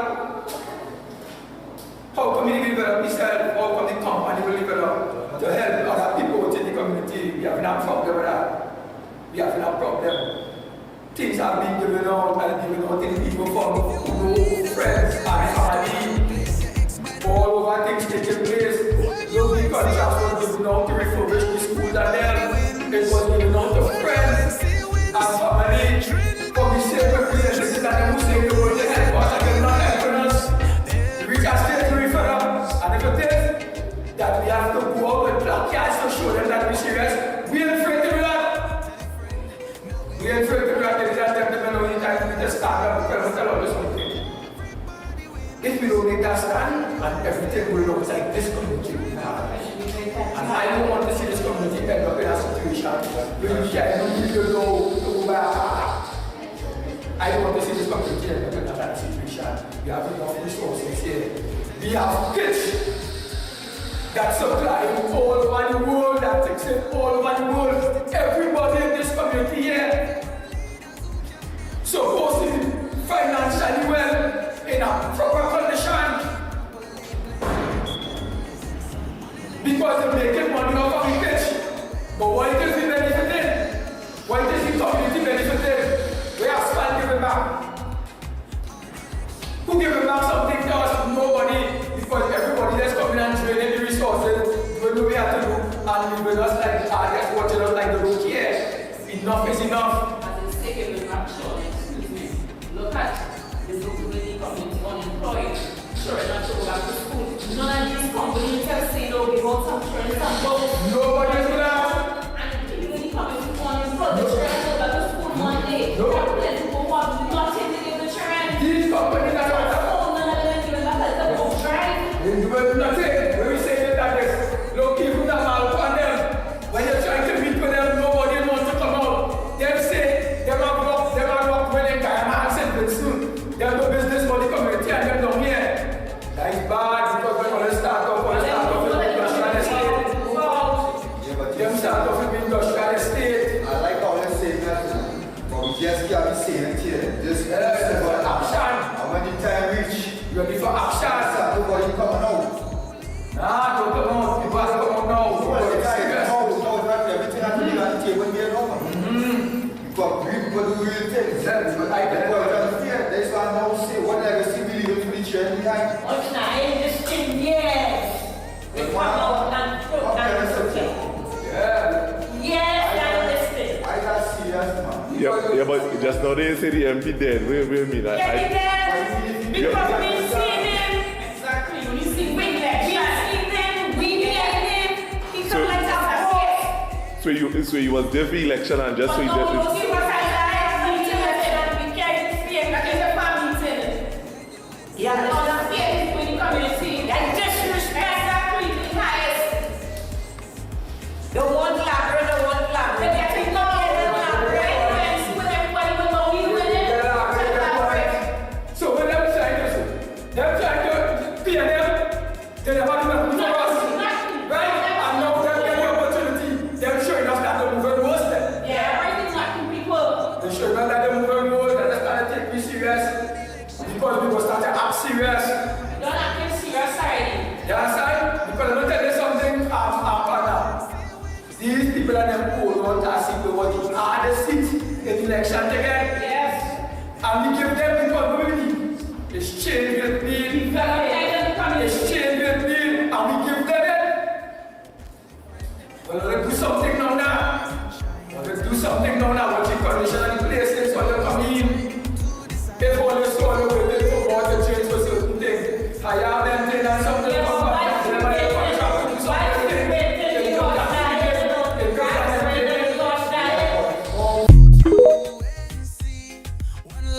One team, one hope, one dream. On election day, vote UNC. One love, one team, one hope, one dream. When UNC wins, everybody wins. When UNC wins, Trinbago wins. Everybody wins. Everybody wins. Vote for peace. God, you stop my song just so you just stop my song. Where's the seed? Pastor Google. Hello. I listened to your caller. All I have to say is, I'm not sorry for them, you know. You know why? Because they didn't see the bigger picture. Right? As for the people that Brea, or you had an issue with Mr. Randall Mitchell, or you didn't want it because what? What was the reason? He's not from the area. But the people who voted for Wayne Surge, didn't matter to them because Wayne Surge was not from Toko San Grande. And the people in Toko San Grande voted for Mr. Wayne Surge overwhelmingly. Right? And point 14, I don't know what other issue with Mr. Kennedy, but I didn't want Mr. Kennedy. Right? But I'm voting this Unesto fellow. And these two union leaders, and one of them say that the people bogus was collateral damage. Yep, that's what he said. Right, and up to now, these two so-called labor leaders who supposed to be in solidarity with Venezuela ain't say nothing at all. Right? Let me labor leaders say something now, but all their mouth shut. I have nothing to say, you know. Voting, like somebody said, voting has consequences. What you have to say about the ants and the cockroach and the flies? The cockroach hit what is this? The cockroach hit the ants hit the cockroach hit the ants so much that when they used insecticide, all of them died. Even the flies too that didn't vote. I have nothing to say, you know. Same thing that took place in Muruga Tableland. Or they had a problem with Dr. Lovell Francis. PM decided to bring in Winston Justice Peters. Or you didn't vote him. Why?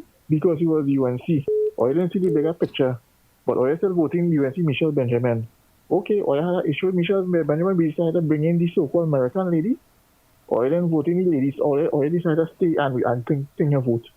And Michelle Benjamin still retained the MP as Muruga Tableland. The American lady supposed to win that seat. What about the people at Muruga Tableland? Why didn't they come out to vote? As for the people at Tunapuna, all they decided to vote out a right-thinking individual like Esmond Ford and voting a man who say a community center is a center for the community. That makes sense to you, Pastor Google? Tell me something now. And then the next ungrateful constituency, St. Joseph, all the voted a man who saved all their backside during the height of the COVID time. And now he decided to put in. Look, Pastor Google. Look. You have a good night, right? Thank you very much, caller. Hello, good evening. Hello, good evening. Hello, good evening, Pastor Google. You're listening to me on the TV, listen to me on the phone. Your listeners with that UNC winning, you know. Say that again? I say you're riding up your listeners with that UNC winning, you know. That's what they say. But you see that is true. When UNC win, the UNC politicians win, not the country win. You see, we didn't get that, and it has always been like that. All right. It's very, but you see, again, what percentage of 0.14, Labrie voted UNC? That's the thing. What percentage? And it's right true. And that's again, you know, as we always say, voting have what? Consequences. You know what you pay for me? Remember you used to play the sheep and the wolf before elections? Remember that African proverb we used to play? Oh, no, I used to play it. I used to say it. The wolf come and tell the sheep. Yeah. Guard them. Yeah, the sheep, the wolf told the sheep, the wolf had a meeting with the sheep. And the wolf told the sheep, he said, here what's going on. We could be friends, you know. But the problem is you have these sheep dogs. Get rid of the sheep dogs and we will be good friends. The sheepdogs has always been a wedge between the both of us. Move the sheepdog and we will be good friends. Right? You need to pull up that clip. I need to put it up. But listen to this one. But apart from that, you remember the one I used to put up where the wolf used to say in his meetings to the sheep, I will, if you put me in office, I will turn a vegetarian. Yeah. Put me in office and I will stop eating meat.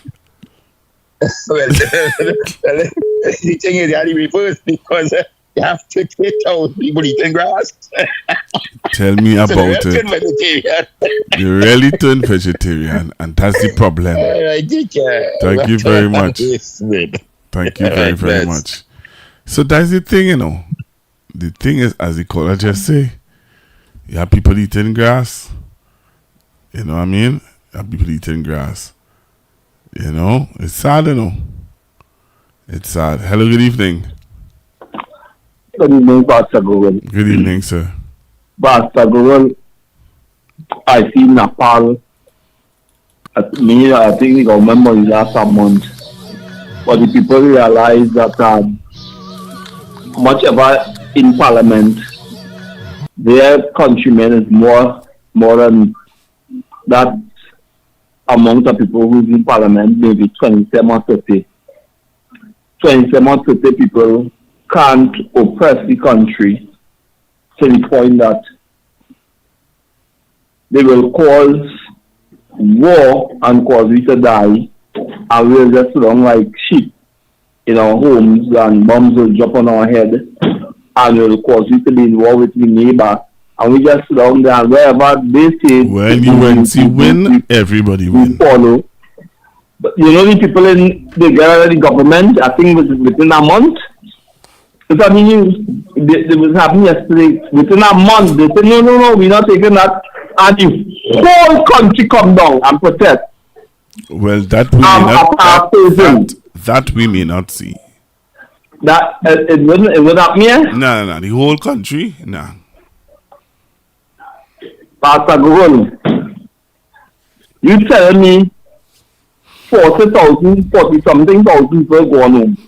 And just if you call a march after the state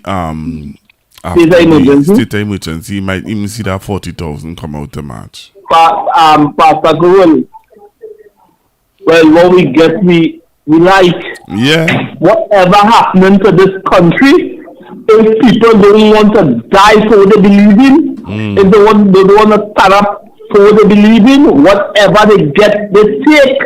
Well. And the politicians know that they could do Trinbagonians, or especially Trinidadians, the African ones, anything, and they will take it by anyhow. I like that way put up, eating grass. I hear on the ground because stop one street from burning when you done, but they can't stop 100. That would be ground soon, eh? But I don't know that. I just tell you on social media now. On TikTok. Well, let's see, because Labre promising it. Labre is promising. Labre promising it. I hear people in Maruga promising it. Me, so I don't know. What they're waiting for the SAE to done. That is what they say. And they know the government can't go back and get a next extension, because 2 extensions gone, right? So they wait until the SOE done to go and burn. Anyhow, they say they could stop one street from burning cars or protesting, but they can't stop 100. Let me see. So I guess that's what they say. Maybe 100 street burning cars. Well, let's see. Let's see. They say we draw enough police and so let's stop 100 or 1,000 street from burning. All right, Tolman. Thank you. Hello, good evening. Sir. Them fellas calling down in Labre. Yeah. You could pull back that clip when Stuart Young went and keep that meeting down in Labre. No, he never kept a meeting in Labre. Labre Point 14. When they was going around politicking. I will see if I can get the one from Point, but I don't think he kept on in Labre. I wanted to get it tape so them fellas could listen. When Stuart Young was outlining everything for him after the general election, what he going to do for Labre, how he going to treat them, and what. I want you to get that tape. You have it there? No, I don't. I will look for it. I will go and see if I can find it. Get that tape early as possible and play it for them fellas down there, so they will understand UNC become a curse now. All right. Thank you very much, caller. Well, yeah, what I tell you, I hear tall man talking about burn and burn grass. When UNC wins, they take that. Everybody wins. Hello, good evening. What's going on here? Hello, good evening. Hello, good night. Good night. Pastor? You called, man, you lied the other night, eh? Why? When you tell me that them fellas and them are still on, you lie. I saw, but I'm the wrong with my person. I know you're tall man talking about. No, wait, just now before you reach tall man, you lied because one of the men from on the show did a TikTok video saying that they are not on anymore because they did not get any sponsors. You are in government. You are in government. I in opposition. And my viewers and listeners and they bought a laptop for me. I in opposition. And my viewers and listeners buy a microphone for me. I in opposition. And I get everything that I need to do my show. But remember the PNM do a good job in opposition. You see the youth man, congratulations to the youth man from Snake Valley with the ones and thing in there. Right. But hear this now. But at the end of the day, but at the end of the day, here we're asking you. At the end of the day, you all are in government. Why are you all have a problem? Remember, all this say PNM will take care of their own. Them fellas and them fight. Them fellas and them cost me. They say all kind of thing about me and my family. They say all kind of thing about people. How it is now, nobody can sponsor them. That'll wait till after the budget. Don't put me there, Pastor Good. Like you and them fellas, I talking to you. Them fellas go get handled. But Pastor, how you mean they go get handled? But they're supposed to get handled already. They all in government. Remember they do with our PNM budget right now, no Pastor. Yeah, but I was George dealing with the PNM budget. I mean, no, I was will be lucky than them. Oh, but Wall Street get you? Wall Street is the ambassador for America. I know Wall Street don't hand them out. Wall Street a man I things. So he don't need nothing from them. He just talking for free. Really? Now he must eat, he must drink, yeah, family to see about. So all the people that elaborate. Them people that move vote for them not in Labray ain't nothing. You hear what they're saying? They're suffering. I'm tell you going Labray. Labray suffer for the last 40-something years and then make her change. That a hold on. That a hold on? So you telling people in Labray, I hope my partner from Labray hearing, you know. I hope workers' rights hearing what you saying as a UNC activist, as somebody who close up with Khadija Amin. You telling the people in Labray to hold on. Well, things happening down there. Things not happening. Things not happening. You hear the old lady say? You hear what the man said? Reach the point where people can't even go to the grocery in the little small shops and trust. Well, you know, some things will happen, but I know you're tall man. You see organizing 40. You have 40 members to come out. He members and them. He said that how that's not what Tallman said. Tallman say that after the SOE, he is looking out for 40,000 people who lose their jobs. He's looking out for them to come out and protest. Yeah. But that one before you go to what we call you are Ken Wasta. He from a PNM constituency. He moved from a PNM constituency and he live in a UNC constituency and he working with us and he said he have a proper job in the Pastor Good. He could go and get a loan, he could go and get this, he could go and get that, you know. The people working with CPEP and European, them could go and get a loan. Look at a partner, he work 50 years. Hey, I know a youth man from in church. That is not true. I know a young man from in church.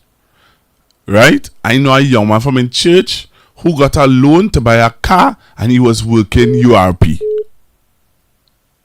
Nah, you work in URP saying God was a little boy. No, I could call him on the line now and he will tell you.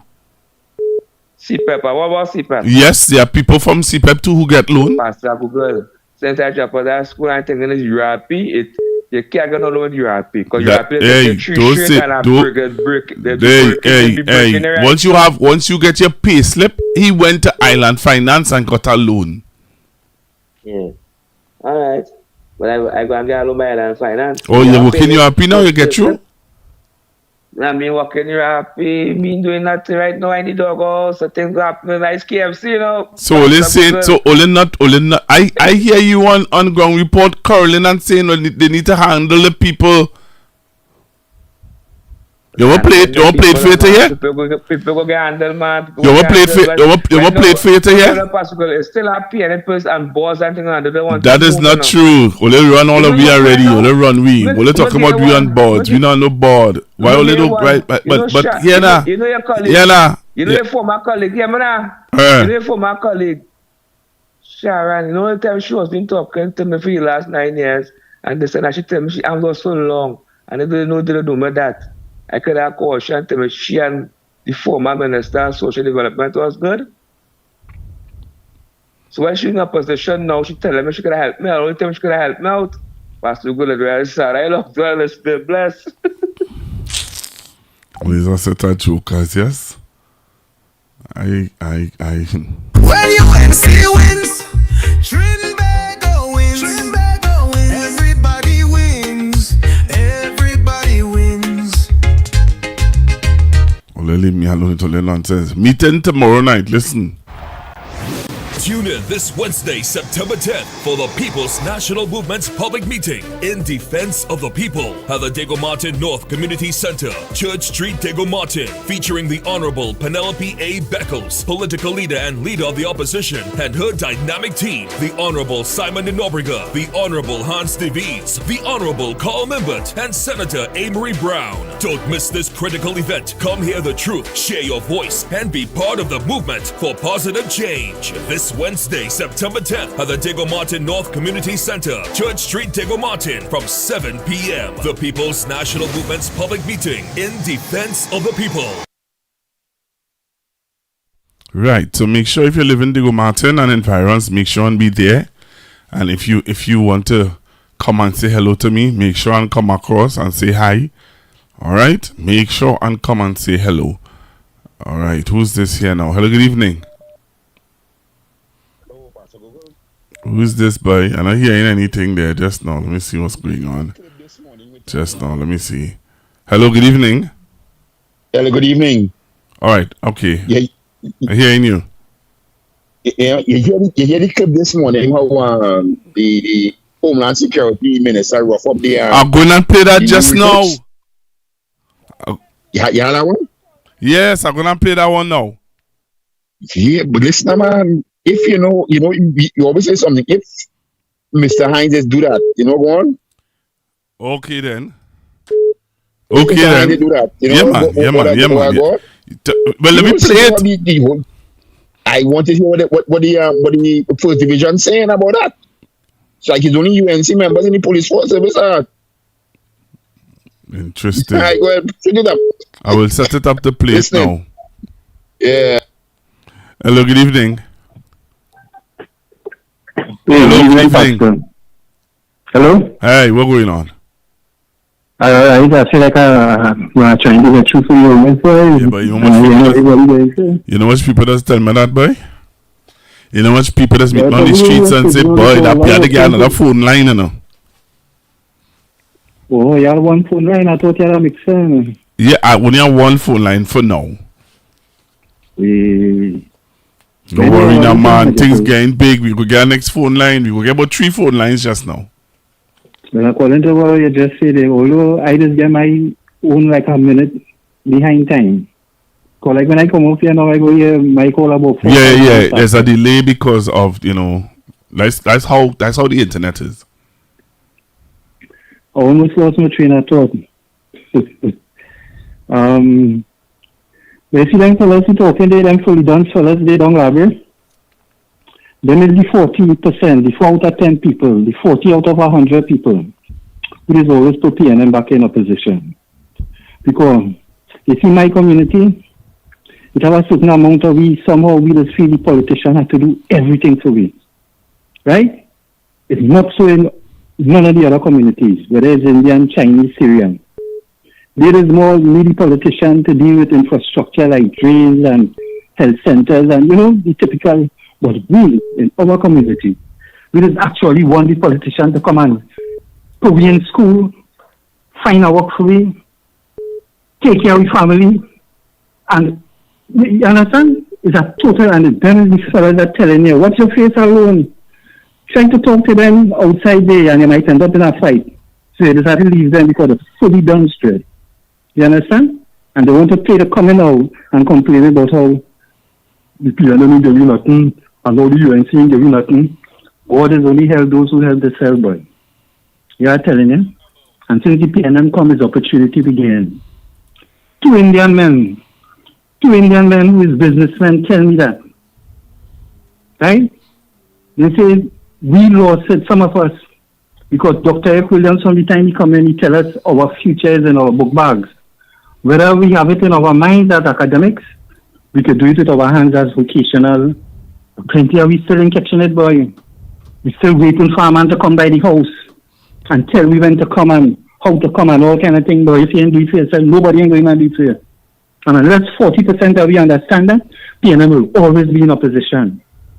Because the UNC, the interesting thing is, you know, this was happening over the last couple of years. From 16 to going to 18, from 18 to going to the base ain't going on at all. And if you watch the last Guyana election, Pastor Google, it seems like the opposition have been annihilated. Because before this man Ali come, it had a real bacchanal with the government that was there before who was doing a good job, you know. But the Americans ensured that this Prime Minister, this President, get the presidency. And as you see, the Guyana ain't no problem with America as Venezuela. Because then anything from the time America said jump, them jumped in. Right? The Venezuelans still trying to maintain the sovereignty. And that is where the problem starting. Right? Yeah. What it did. This last election in Guyana, it barely had opposition. This man win by a knockout. So I wonder if it's the same thing going to happen here, Pastor. Well, I'm hearing you. I heard Alan Roberts make a statement by saying that in 2030, the PNM will not even be opposition. So it's left to be seen. Because it looks like we don't need no white man to come and lift me up again. You know? We don't need no typical enemy. Yeah. Like what David Mohammed and Kafa Kamban and all of them waste of time black activists be talking. Because watch now, as much as I hear the PNM, if this was that, if I really had love in my heart from the community, I would have take 5 minutes at least out of every program I'm doing. You understand? And let the youth know, at least, we don't like what we, but we have opportunities, or we want to take advantage of it. But plenty of we stupid, because that's why the father said the careless Ethiopians. The ones who make sure Moses didn't see the promised land.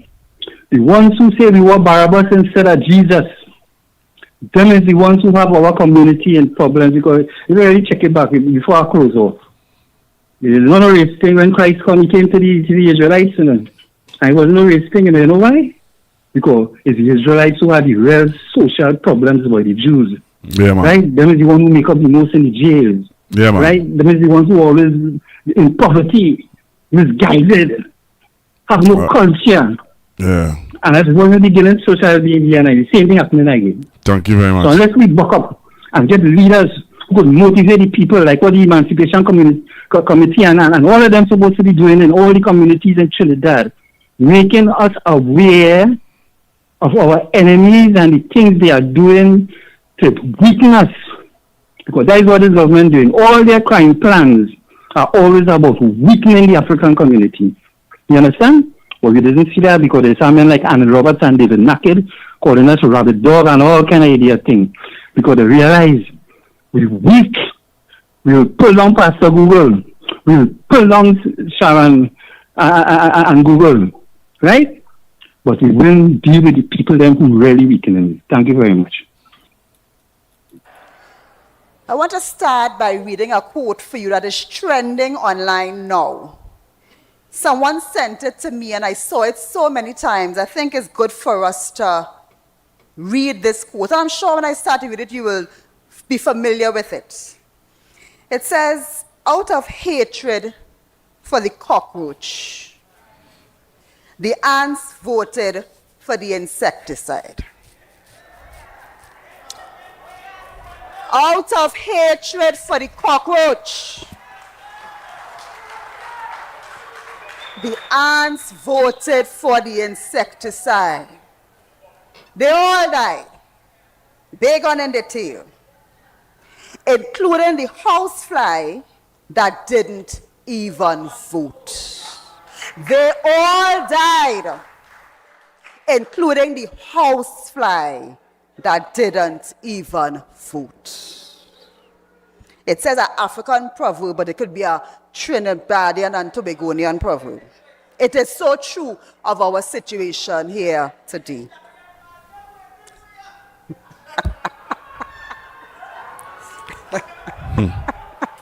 Or they have jokes, eh? Yeah, people have. Hello, good evening, caller. Good evening, Pastor Google. Hey, what's going on? Good evening to you and your listeners, Pastor Google. I did, boy, what I will tell you. You share the live? I'm shared tonight. You know, there's always shared, but What's going on with you? You leave me with a late 809 persons tonight, girl. It slipped me. Don't want to come on and tell people Pastor Google on his shade. It slipped me tonight, boy. I come on kind of late too. I come on late. I come on just before KFC start make his contribution name. You could tell me about them? Well, he was telling about URP. That people in URP don't get loans. Yeah, he said if you work in URP, you can't get no loan. No, they're not true. That loans, URP workers start getting loans years now. And CPEP workers? CPEP too. Yep. Loans and credit from the furniture stores and credit from Island Finance and all them on institution. We'll have time to study here. But I see you put up something on Facebook there where you said, you know, oh, Twiggy can get work and he can't get work. Twiggy can get a little work. No. Matara can get work. Hey, you're saying it wrong. PNM Twiggy, not Twiggy. PNM Twiggy. Patrick Manning daughter. Patrick Manning. Oh my goodness. The queen of the EDR. You had a video when she telling God Christopher they can't UNC can't get Port of Spain out. You know that video? No, yes, I saw that video in front of the hall, just in front of the court. It just come up the other day on Facebook. I get you, I got Christopher. Oh God, the UNC cannot get Port of Spain South. She's the queen of the EDR. But I'm going to tell you something, eh? I have to give it to Twiggy. Then my sister have to give it to her. She good. She real good. She real good. She mastered the art of brainwashing. She brainwashed the whole of the EDR. She brainwashed all her African brothers and sisters. That hear what? All you're hungry and suffering under PNM. PNM ain't do nothing for you. Now, this is a sister, Google, who spent her entire life based on her own account from a very young girl. She has been a PNM and she's a PNM until she dead. That is her own account. Those are not my words. I am not making up anything about the sister. I love the sister dearly. Right? But the sister spent the greater part of her life telling people that she's a PNM until she dead. And if you had to come in the EDR, meaning the East Dry River, behind the bridge, you had to come by the Queen in order to get blessings to get the EDR. Or Port of Spain South constituency. And you know, she was able to convince Kamala and the UNC that she was deserving of a job over people like KFC, Kingsley, Anderson and the Beta.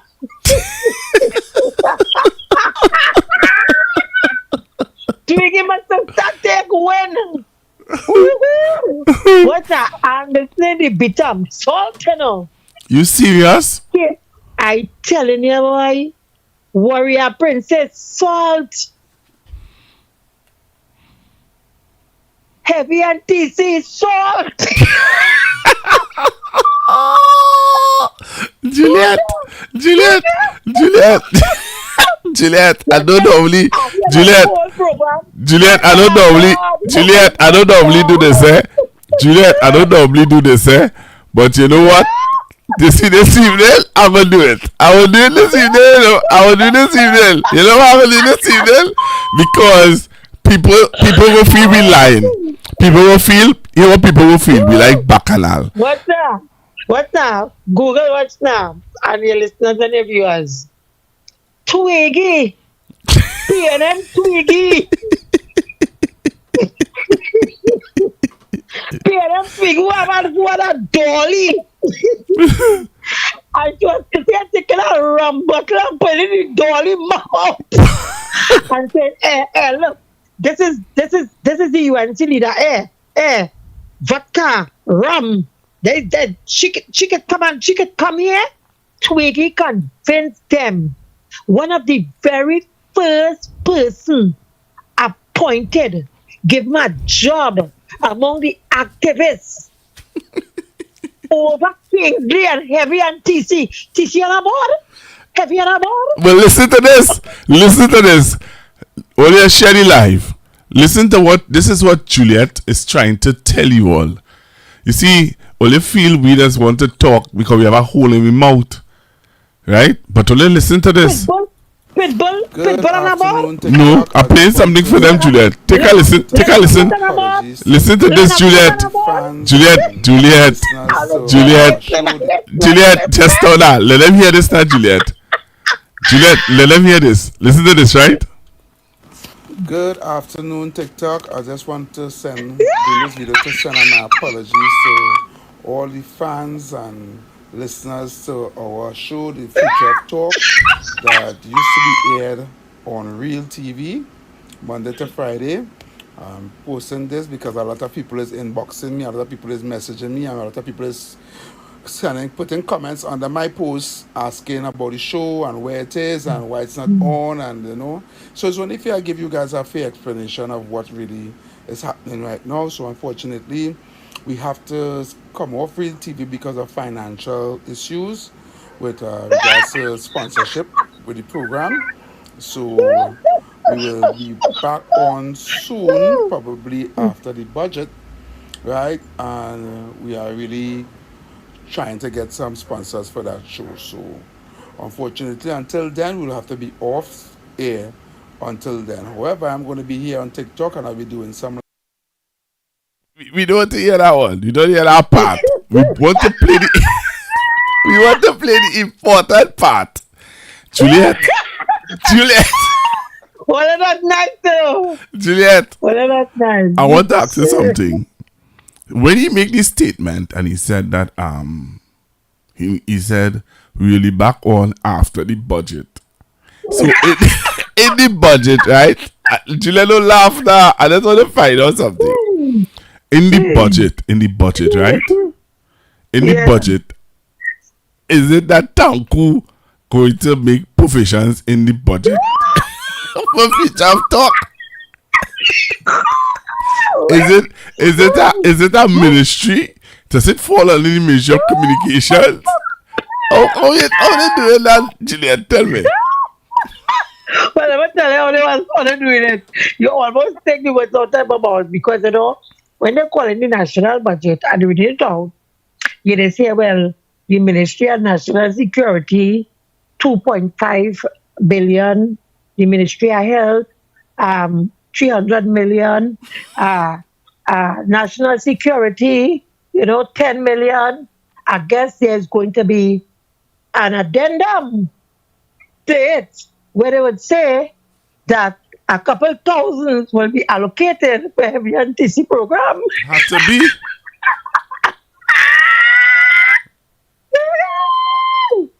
Google, it has to be high level. Maybe he's on to something. We Gabriel Jones and thing, but I think he's speaking from a position where he was informed that, listen, after the budget, we're going to make allocation. Because remember, they set up this new board there. This, what they call the board? TTT? or telecommunication. What is it the money board again? I think It's TTT board. TTT board. TTT board. So I want to believe that on that TTT board, they might probably put some kind of finance in place for the Or is it that they will? talk Is show. it that they will? No, but is it that they will give them a position on TTT on Talk City? Well, I want to believe he was promised something because the boy is speaking into the future, you know. He said when the budget is called, he's speaking into the future. So, I mean, we get Little Jones and whatnot, but I doubt he's so dotish. Now, I know he dotish, ships and what? Twins? I know he dotish, but I know he's dotish, but I don't think he's so dotish. I thought he really acting on his own. I'm trying to find acting on that his song. own and saying that well. But anyhow, Google. I'm trying to find that song, Doggy Look a Bone. But if you notice, it is not only Heavy and TC, but a number including Jared Small, Philip Alexander, Annie Roberts. I think you just mentioned it. A lot of them are speaking into the budget in that they are saying, wait until the budget. So like there has been some promises made to ground troops and activists and supporters that everybody go get fixed. All of us wait until the budget. So let me don't laugh at the people, because we might end up laughing at ourselves. I understand, Google. Oh Lord, Father, it's too much. It is too much to tell Jesus. You find Doggy Look up on? I'm trying to find it, yeah. You will find it, don't worry. Don't worry. Just imagine KFC ain't nothing. But Matara. Where Matara come from? Now we see how nasty this political game is, boy. Where Matara come from? Where he comes from? But them get walk. And people like Heavy and Anderson still out there begging. Anderson line the beat up with UNC flags and everyday quality radio.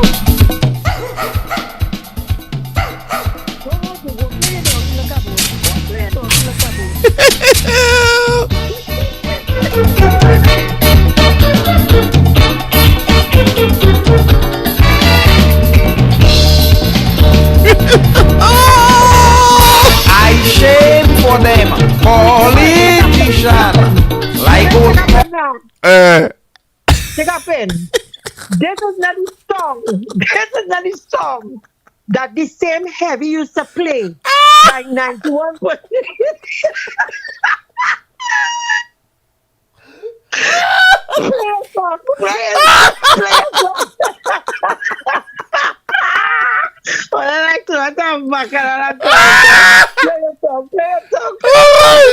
Juliet, later.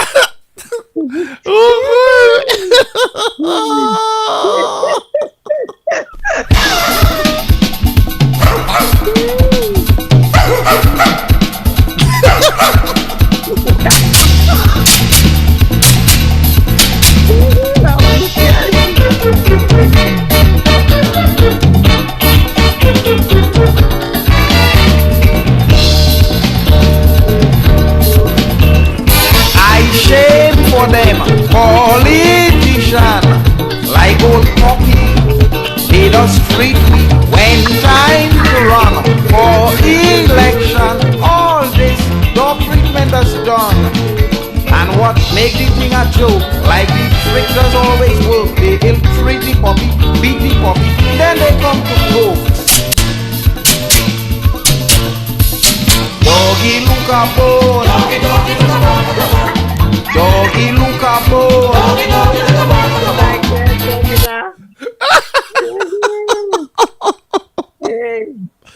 Let me tell you something now. You know, they had the anyway. I'm glad for people, yes. Remember that we were suffering, you know. Remember they had the worst to say about we, you know. Yeah. So wait now. They move on by Iowa 1.9 by Iowa. Yeah. Where the UNC wasn't paying for them. No. Wasn't supporting them. They wasn't being handled by the UNC. To move to go somewhere else now that the UNC government, remember there was an opposition, so we might excuse them. They were strapped for cash. They're in government now. What is the reason why they didn't handle heavy and TC? They had to do the budget. They had to do the budget. Let me tell you something that, Juliet. The amount of people, the amount of people, Juliet, is waiting to get handled after this budget. It is going to be, I am telling you, Juliet, this is not going to turn out nicer. No, it's not going to turn out. But I now told you, everybody who is speaking now, that supported the LOAC code and have found themselves in a position where they end up like the dog and the bone, they have nothing. They're comforting them now by telling them, wait until the budget. So these poor people now telling you, well, we're waiting until the budget. And that is the hope that they have. But as you correctly said, so many people depending on wait until the budget. How is the government going to withstand all these people with this wait until the budget? Is the public servants waiting for the 10%? Wait until the budget. Is the fired CPAP workers were also told, wait until the budget. The government going to put something in place. Wait until the budget. Right? You have the URP workers waiting. You have the LSA workers waiting. It's everybody waiting until the budget. The budget going to collapse over the wait until the budget. But you know, as I was telling Taka Obika last night, I told Obika last night, I said to him, this budget date is like an election date. It is in Tanku back pocket, and we have to wait till when Tanku. Juliet, beautiful. Let me tell you something now. Normally, all now we just don't know when it's budget day. When the budget going to be read? We don't know that already. And we done already what I've been hearing economists telling us what are some of the things that we can expect coming out of this budget. Well, it have economists who telling them it have economists who telling them to have a fire sale. It have economists. It have a fire sale, and it have people who telling them to devalue the dollar. Yeah, but not the amount that he named telling them to devalue it at.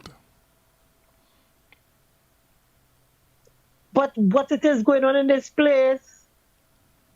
We vote for that. I understand that there was a passing of a well-known. Yes, I was gonna bring up that. Yeah. And Ghost. He was also a host at the 91.9 at one time. So yes, he used to work with my colleague. He used to work with Heavy and with Heavy and Heavy and Piper. Heavy and Piper, that's correct. Yeah. You know this fella want to come on the show. Let me add him to the call, because I see like he want to call in to tell you something. Who is that? Wait, just now. Let me see if I could get him here. Just now, right? I ain't seeing him, boy. Where is he? Doggy, look a bone. Tell me about it, eh? Doggy, look a bone. Well, I don't know, boy. I don't know. I don't have him. Where just now, eh? I'm trying to connect him, but I ain't getting to connect him. Let me see if I find him here. I ain't seeing him again. Yeah, but that is what is reached to Juliet. And let us send our condolences to his family. His sister and I do very well, you know, Juliet. I don't know his sister. Yeah, she's a loyal listener. She used to listen to me on 91, and 91. Now she is on. She was on the live last night, and then she sent me a message this morning letting me know that he passed away yesterday. Yep. Yeah. That is why you get up in the morning. I my condolences as well to the family. You get up in the morning Thank God for life. And Ghost was one of those steadfast supporter of the UNC. Of course. And it's so unfortunate. It is so unfortunate that now that they got into government, He can't get nothing. He gone. He passed before. He can't benefit. He can really benefit from it. It's really unfortunate. But, He can't benefit from it. Yeah. Because I remember the days. You remember when Mr. Jack Warner would have exposed Ghost. See how Ghost bring some fella some lava until to this Turby meeting, and when he asked Ghost, what they give you, what they pay you to do that, boy? He said they gave you some punching and some KFC. I remember that very well. Them fellas that was real suffering under UNC, Ghost and them. All the thing they coming and they talking big and bad and loud and shouting like heavy and TC. But beneath the surface, and when they come off from the microphone, it's because they talking in hushed tones that they're not getting no support, they're not getting nothing. They're not getting some water to wet the beak. Yeah, boy. To come back the next day. Look at that video we now play with TC. But they can talk about us, Google, and our government. Could they? Nope. Nope.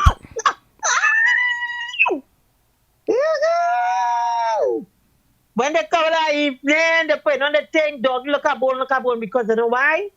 We wasn't saying nothing, we wasn't boastful, we wasn't saying anything. But our party never left us with our throats dry. Google. We used to get, even if it's some water we used to get the water. Yeah, we didn't bunk to get no soft drink with no sweetness in it. We was getting some water still. Can get nothing, boy. Nothing, boy. Not in opposition, no in government, nothing again. Nothing, boy. That bad, eh? That real bad. That real bad. And again, on the backdrop, that someone who has been supporting the PNM right through could boast and could walk out of love and tell with the 10,000 a month job they say to serve in Wasa. Look, he on the phone. He on the line there now. KFC. Hello, good. Don't go. Hello, good, nothing. KFC, how do you feel? Juliet on the line. How are you feeling based on what Juliet just tell you as a UNC activist? You telling me that a woman like Twiggy, who has been PNM all she life, get a walk in Wassa? Eh? That what I was saying, man. Like Juliet no PNM speaking that trap. Yeah, but KFC, at the end of the day, you get nothing. You're getting nothing. And they give you, here they give you to hold. They give you to hold after the budget. You hear Tanku say, you heard what Tanku say about the budget, KFC? He said that it's going to be, it's going to be a rough budget. KFC, never tell us something, At the end of the day, we know the kind of contribution you make. Because you is a man, every day you call an Aisha program on the radio. Every day as a rule. You call it Aisha program. I make money man Aisha program. Aisha program. Ping sit down and listen down in the bit of making him on Aisha program, making him on Pitbull and them program on Ground Report. You making him on Ground Report too. You telling me I don't want to hear them nonsense, boy. At the end of the day, we can have a different sides of the politics. You see what a man serves, you see what a man contributed, and you diss a man and you put people ahead of a man who you know when you fighting for them, it's that other people fighting you down and you don't see that person telling you about them walking wasa. Where Matara come from? Ahead of you. Where Matara come from? Let me be real. Where she come from? True. Where she come from? We fighting for the last. We told them for the last 9 days, but they say, "Oh, we holding on. We And holding Ole never on." give up. Ole never give up. Ole never give up. Never give up. You don't tell the cause no kuchu between we and the government now. We are money there, so everybody go eat and drink. But never tell you, we're not causing no kuchu, but we will speak out and let them know that it is unjust to people like you and Anderson the Beatam that Twiggy come and getting ahead of all you. We waited to see what after the budget they come and give you all. You know, I was saying that. I saying PNM activists going to be laughing at you and see activists so to see Twiggy. Twiggy come out, jump on from the way Twiggy cause Kamala and say the worst. The worst. And plus they give she hampers and things to shout and all them kind of thing and books and all kind of thing. And a man like Lennox Smith who keep probably fight a big US activist. He had nothing to shout it. Nothing. Come on, let me be real. Jojo. Yeah. We are tall man joining the call. Oh God, is everybody is a four? Where is that? Is that four? Is that orgy? So you were saying before I start rumble, I must say condolences to Ghost because Ghost is my real partner. He's my real breadwinner. You understand? Heavy too. But you know, Ghost is my real partner. Ghost I come to tears today when I hear. Yeah, when David Simpson put all that on Facebook today, boy, tears wanna come on my Ghost was my real partner. Despite what was my Ghost never passed me straight, he passed me young every day, 12 man talk. We good, we just good, right? And I wouldn't make yellow or red, make me, yeah, we good, right? So condolences to Ghost, me and Ghost brother real good too. Used to drive over. You know, I will see all them in now. I don't want nieces and nephews and them and we good. But KFC, oh God, you get nothing. But I thought all they was cussing we, and all they was saying we was getting nothing with his dog. And we this and we that over all the years. And PNM, what is his favorite line now? Google, KFC favorite line. KFC, I can say it. PNM as well. Your favorite line is you used to say about PNM, criticize PNM. Hey, I KFC, boy. I a fighter, boy. Yeah, but say favorite line now. PNM victimize me. Hey, I'm tell you something, tall man. PNM victimize me. Take away my days for my children and them. You know why I like it? You know why I support in the PNM? Rita Ganga, she put a roof over my head, boy. Yeah, but KFC, you fight so much for the UNC and other people come on. I don't see that PNM. Should I UNC? Should I Indian? No, I'm talking about you. You fight so much for the UNC and other people come on and benefit before you and use KFC. Not alone KFC mother is a stalwart. KFC mother Joy is a stalwart in the UNC. Yes, Joy. KFC, that is true? KFC mother. KFC. The answer in that one I told Juliet. Joy is KFC, Joy. My mother is Your mother is not just an activist, boy. You're carrying down woman status, boy. Juliet. You're carrying down woman status. Juliet. My mother was the first black woman when Baz were on the lunch party in Arango Savannah. Ain't you that? You know that? No, I know about that first. My mother said when Baz were on the lunch party, the UNC party, no lunch in Arango Savannah. Your mother is a stalwart. Talk done. Your mother is a stalwart. And let me tell you something. People like Joy, you see people like Joy, them not supposed to want nothing in no political party that is in government. Not supposed to want nothing. I agree with you. And Juliet, it's 2 years ago you told me that when you tell me that Joy is KFC mother. Joy and Selwyn is brother and sister, which KFC is my cousin. Well, only hear what's going on I now. didn't know that. Mr. Barataria just joined the conversation. Mr. Barataria, say good evening. Good evening to all. Good afternoon. All man, Juliet, good evening. Good evening. Yeah, good. I am looking and listening that they're saying, what? After the election, after the budget, everybody go eat our food. But I saw but as I say that, all your former radio station now selling Polori mix, mix. That way reach to selling Polori mix, bake mix. So, all right. What are we getting? No, come on, because when I sit down and hear the next one from Point, you see that clip you played with what transpiring down Brea? I saw that last week. Right. So my boy Elvis, what his name? Can't remember. But you know, I figure all you know what I'm talking about. Yeah, we know you're talking about.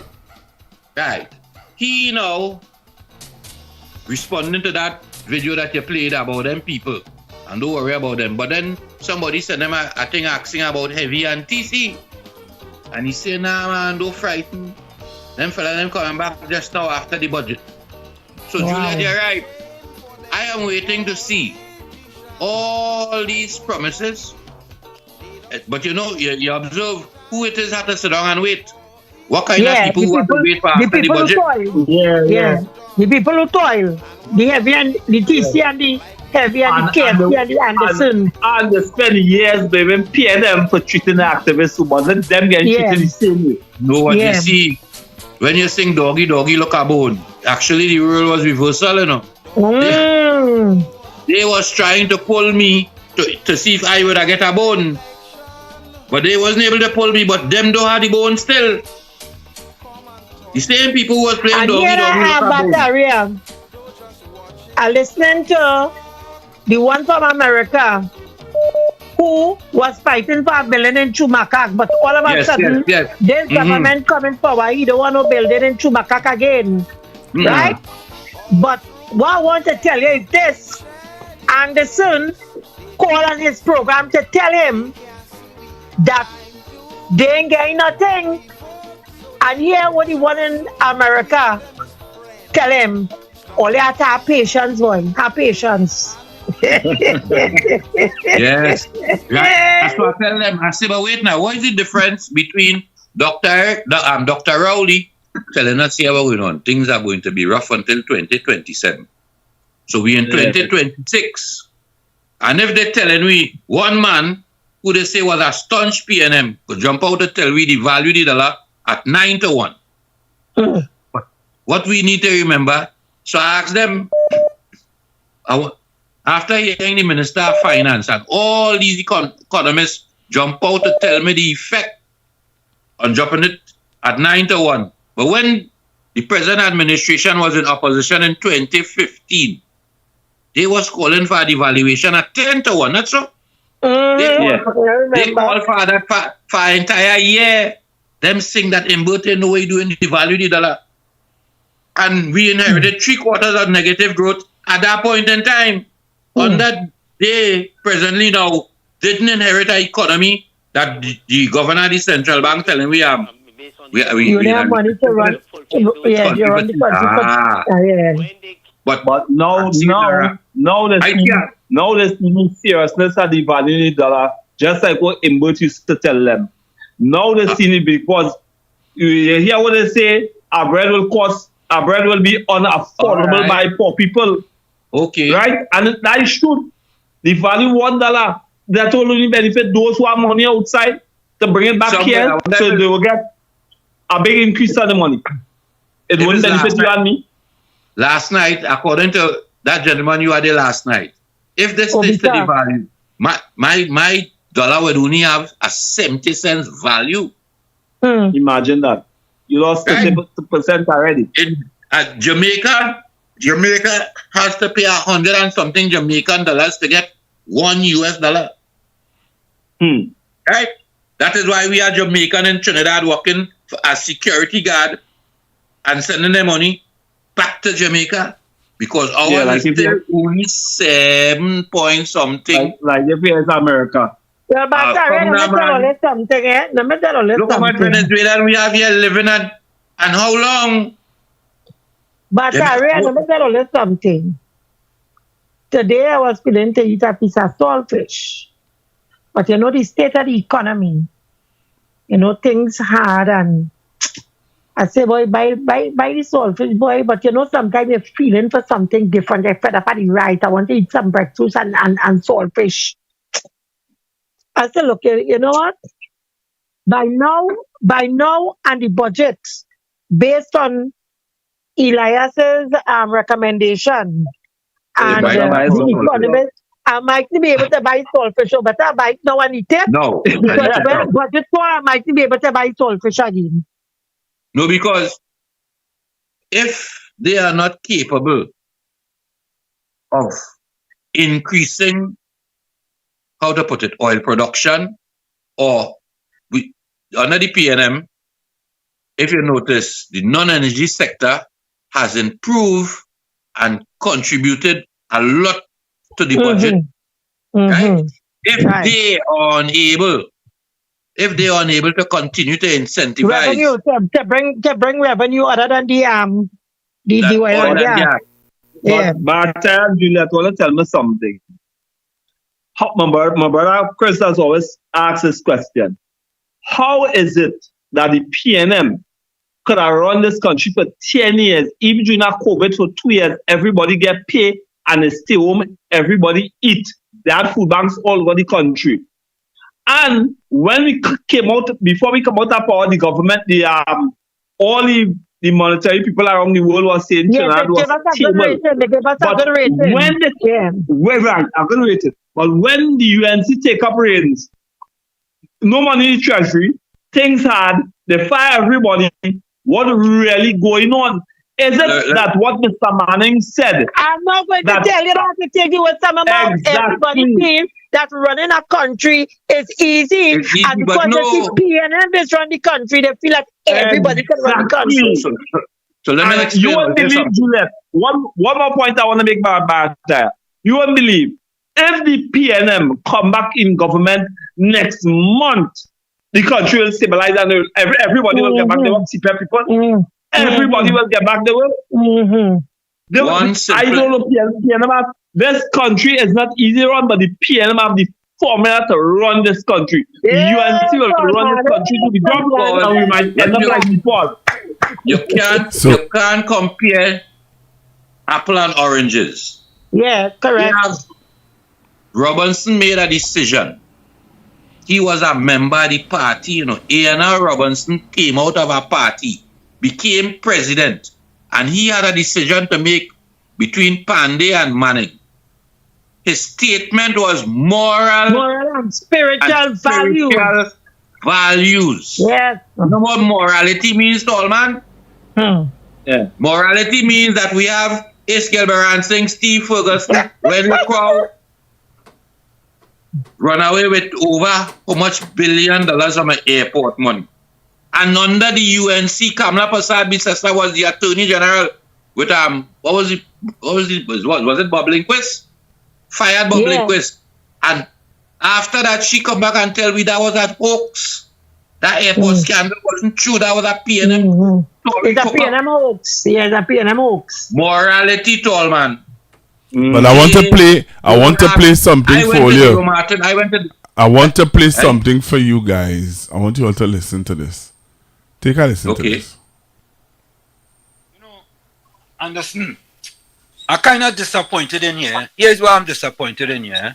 I'm disappointed in you because, Anderson, I'm sure you have Vandana Mohit number. I'm sure you have a number, Anderson. And Anderson, the questions that you're asking here, with respect to anyone receive a grant as yet, yeah, you could find that out easily. You see, understand? You could find that out. You could find that out.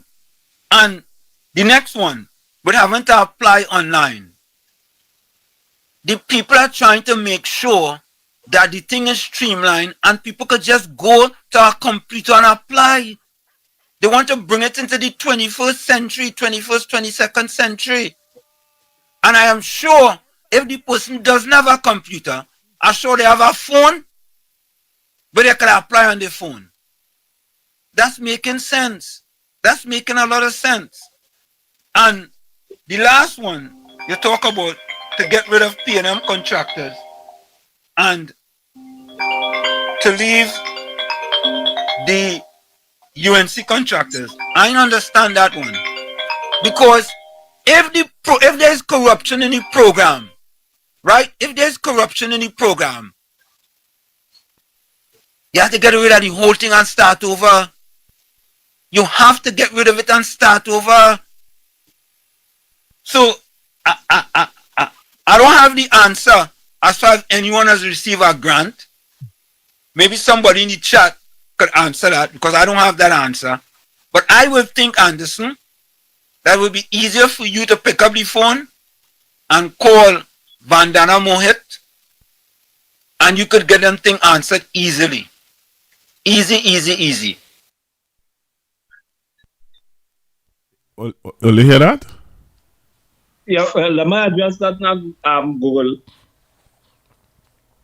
Imagine Wall Street talking to Anderson like that.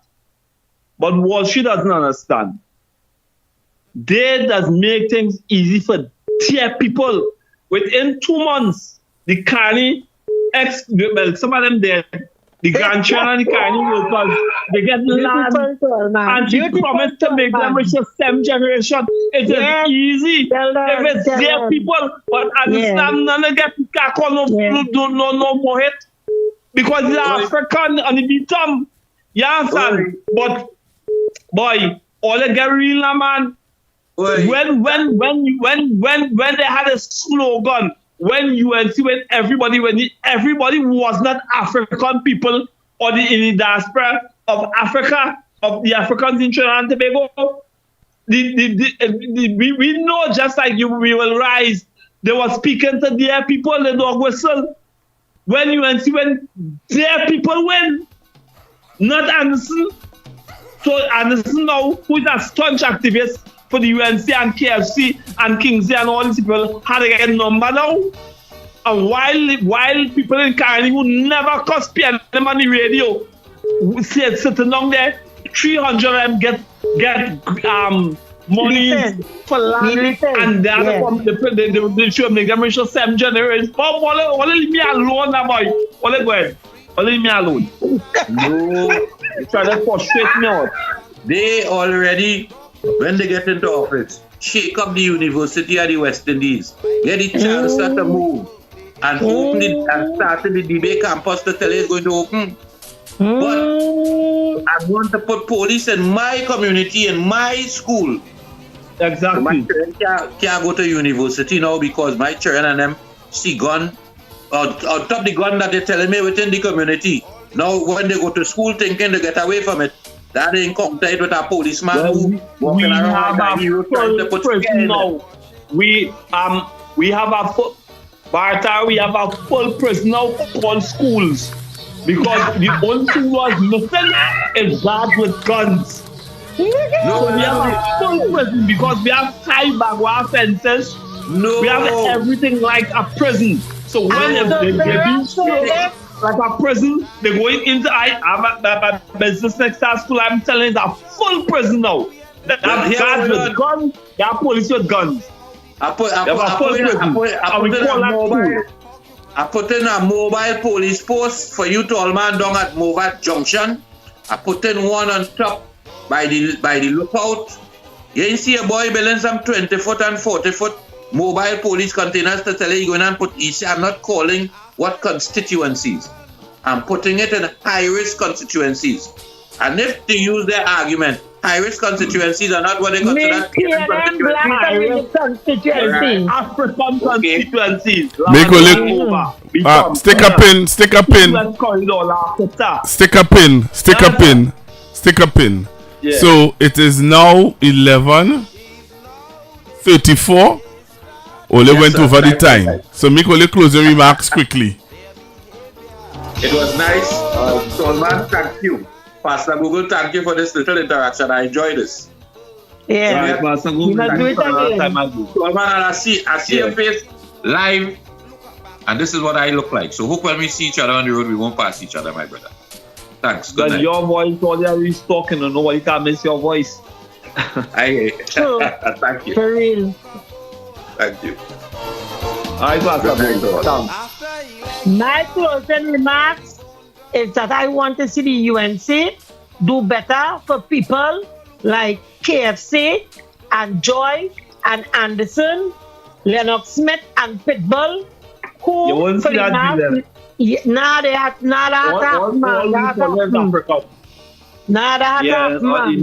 When a pink donkey, you will see a pink donkey coming on Project Street tomorrow morning. No, I waiting for the budget, just like KFC and Anderson. I waiting for the budget to see. What about Mighty K and Andy Williams? Mighty K is on a board. Mighty K is on a board. Mighty K is on TTT board. Well, look how life unfortunate. His good partner, Tallman, sorry to say, his good partner happened to pass away. If he was still around, hopefully Mighty K might have been able to help that individual. Yes. Yes. And I'm on Sammy, better known as Miss Santa Cruz on TTT board. Yeah, boy. Yes, I saw that one. Yeah, Miss Santa Cruz. I wonder what qualifications they have. She have no qualification. Oh, yeah, you don't have no qualifications for them to be on a TTT board. She have the same qualifications like Roger Alexander. Okay. Community center is still a community center. A community center is for the community. Well, you talking? I have real hope. Now. I could see myself in Parliament. I don't know if the PNM might permit today because I have no qualification. But if Roger Alexander get people like me, because I tried myself, Alexander. Tallman, them not in your class, but Tallman, right? Tallman, come now, man, you make it joke out. If they could put Roger there, well, I tried myself in the sandbounds. Now, I hope. No way. You have to look a particular way. In the first few weeks of this government, if you observe, the two people was behind the Prime Minister most of all was Baby Hulk and the AG. Well, yeah, time to go.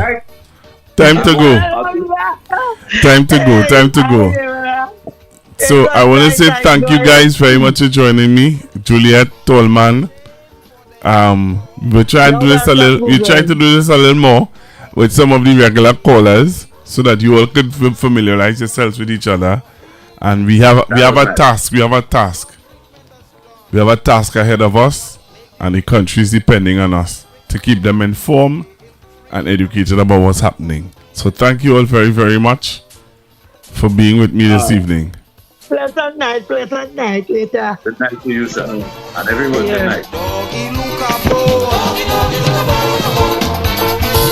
After election, all the bone gone.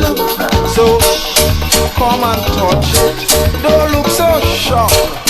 Don't just watch it. Doggy suck.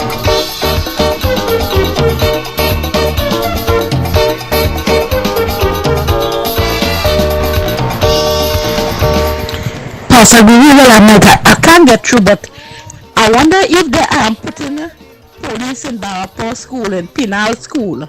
Let me find out that too now. If they're putting police in them school down there in that area. Okay? Let me find out. Find out that. Say howdy do. Shaking hand with me and you. They will hug you, granny, kiss you, baby. Why eat dribble too? Doggy look a bone.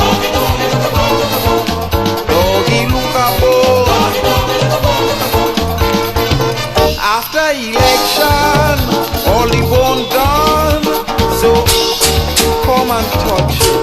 Don't look so shocked. Don't just watch it. Doggy song.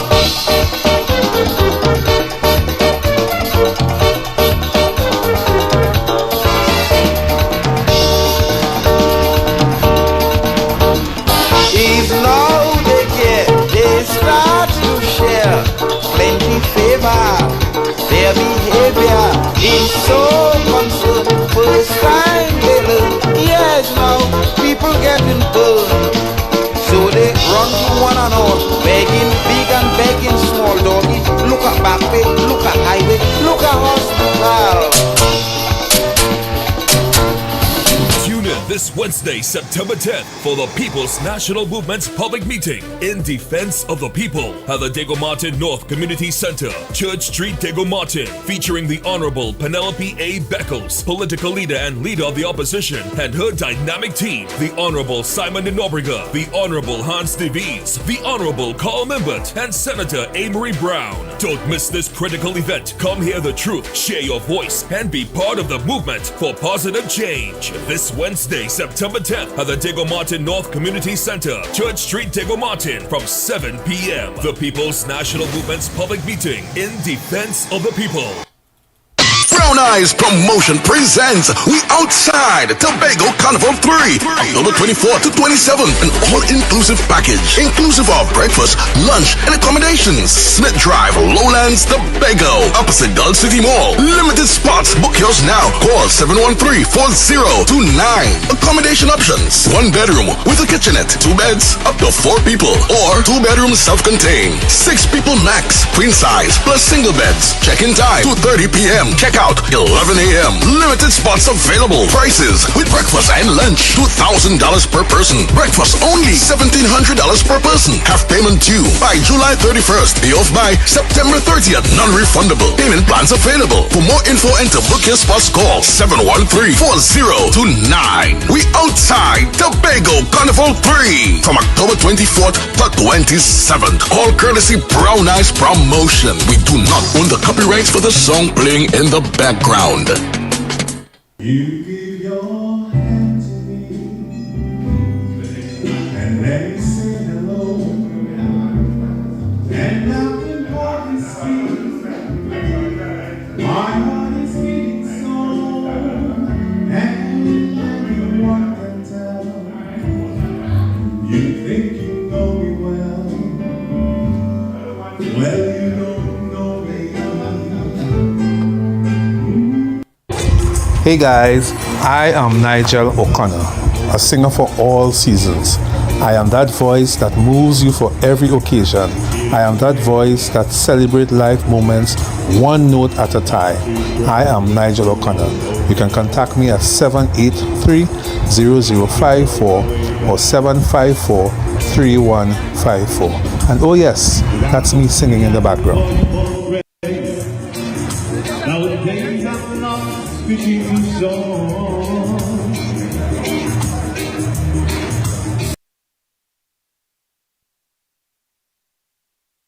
All right, I want to say thank you again to all of you joining me and being a part of Constructive Talk this evening.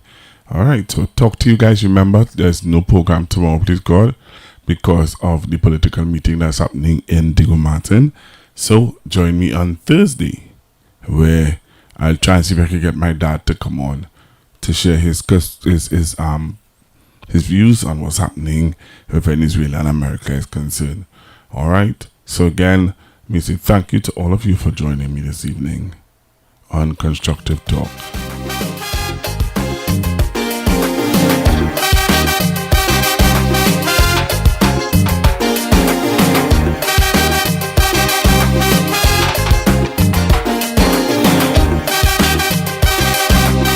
Information provided by the speakers and or presenter on Facebook and YouTube is for general informational purposes only.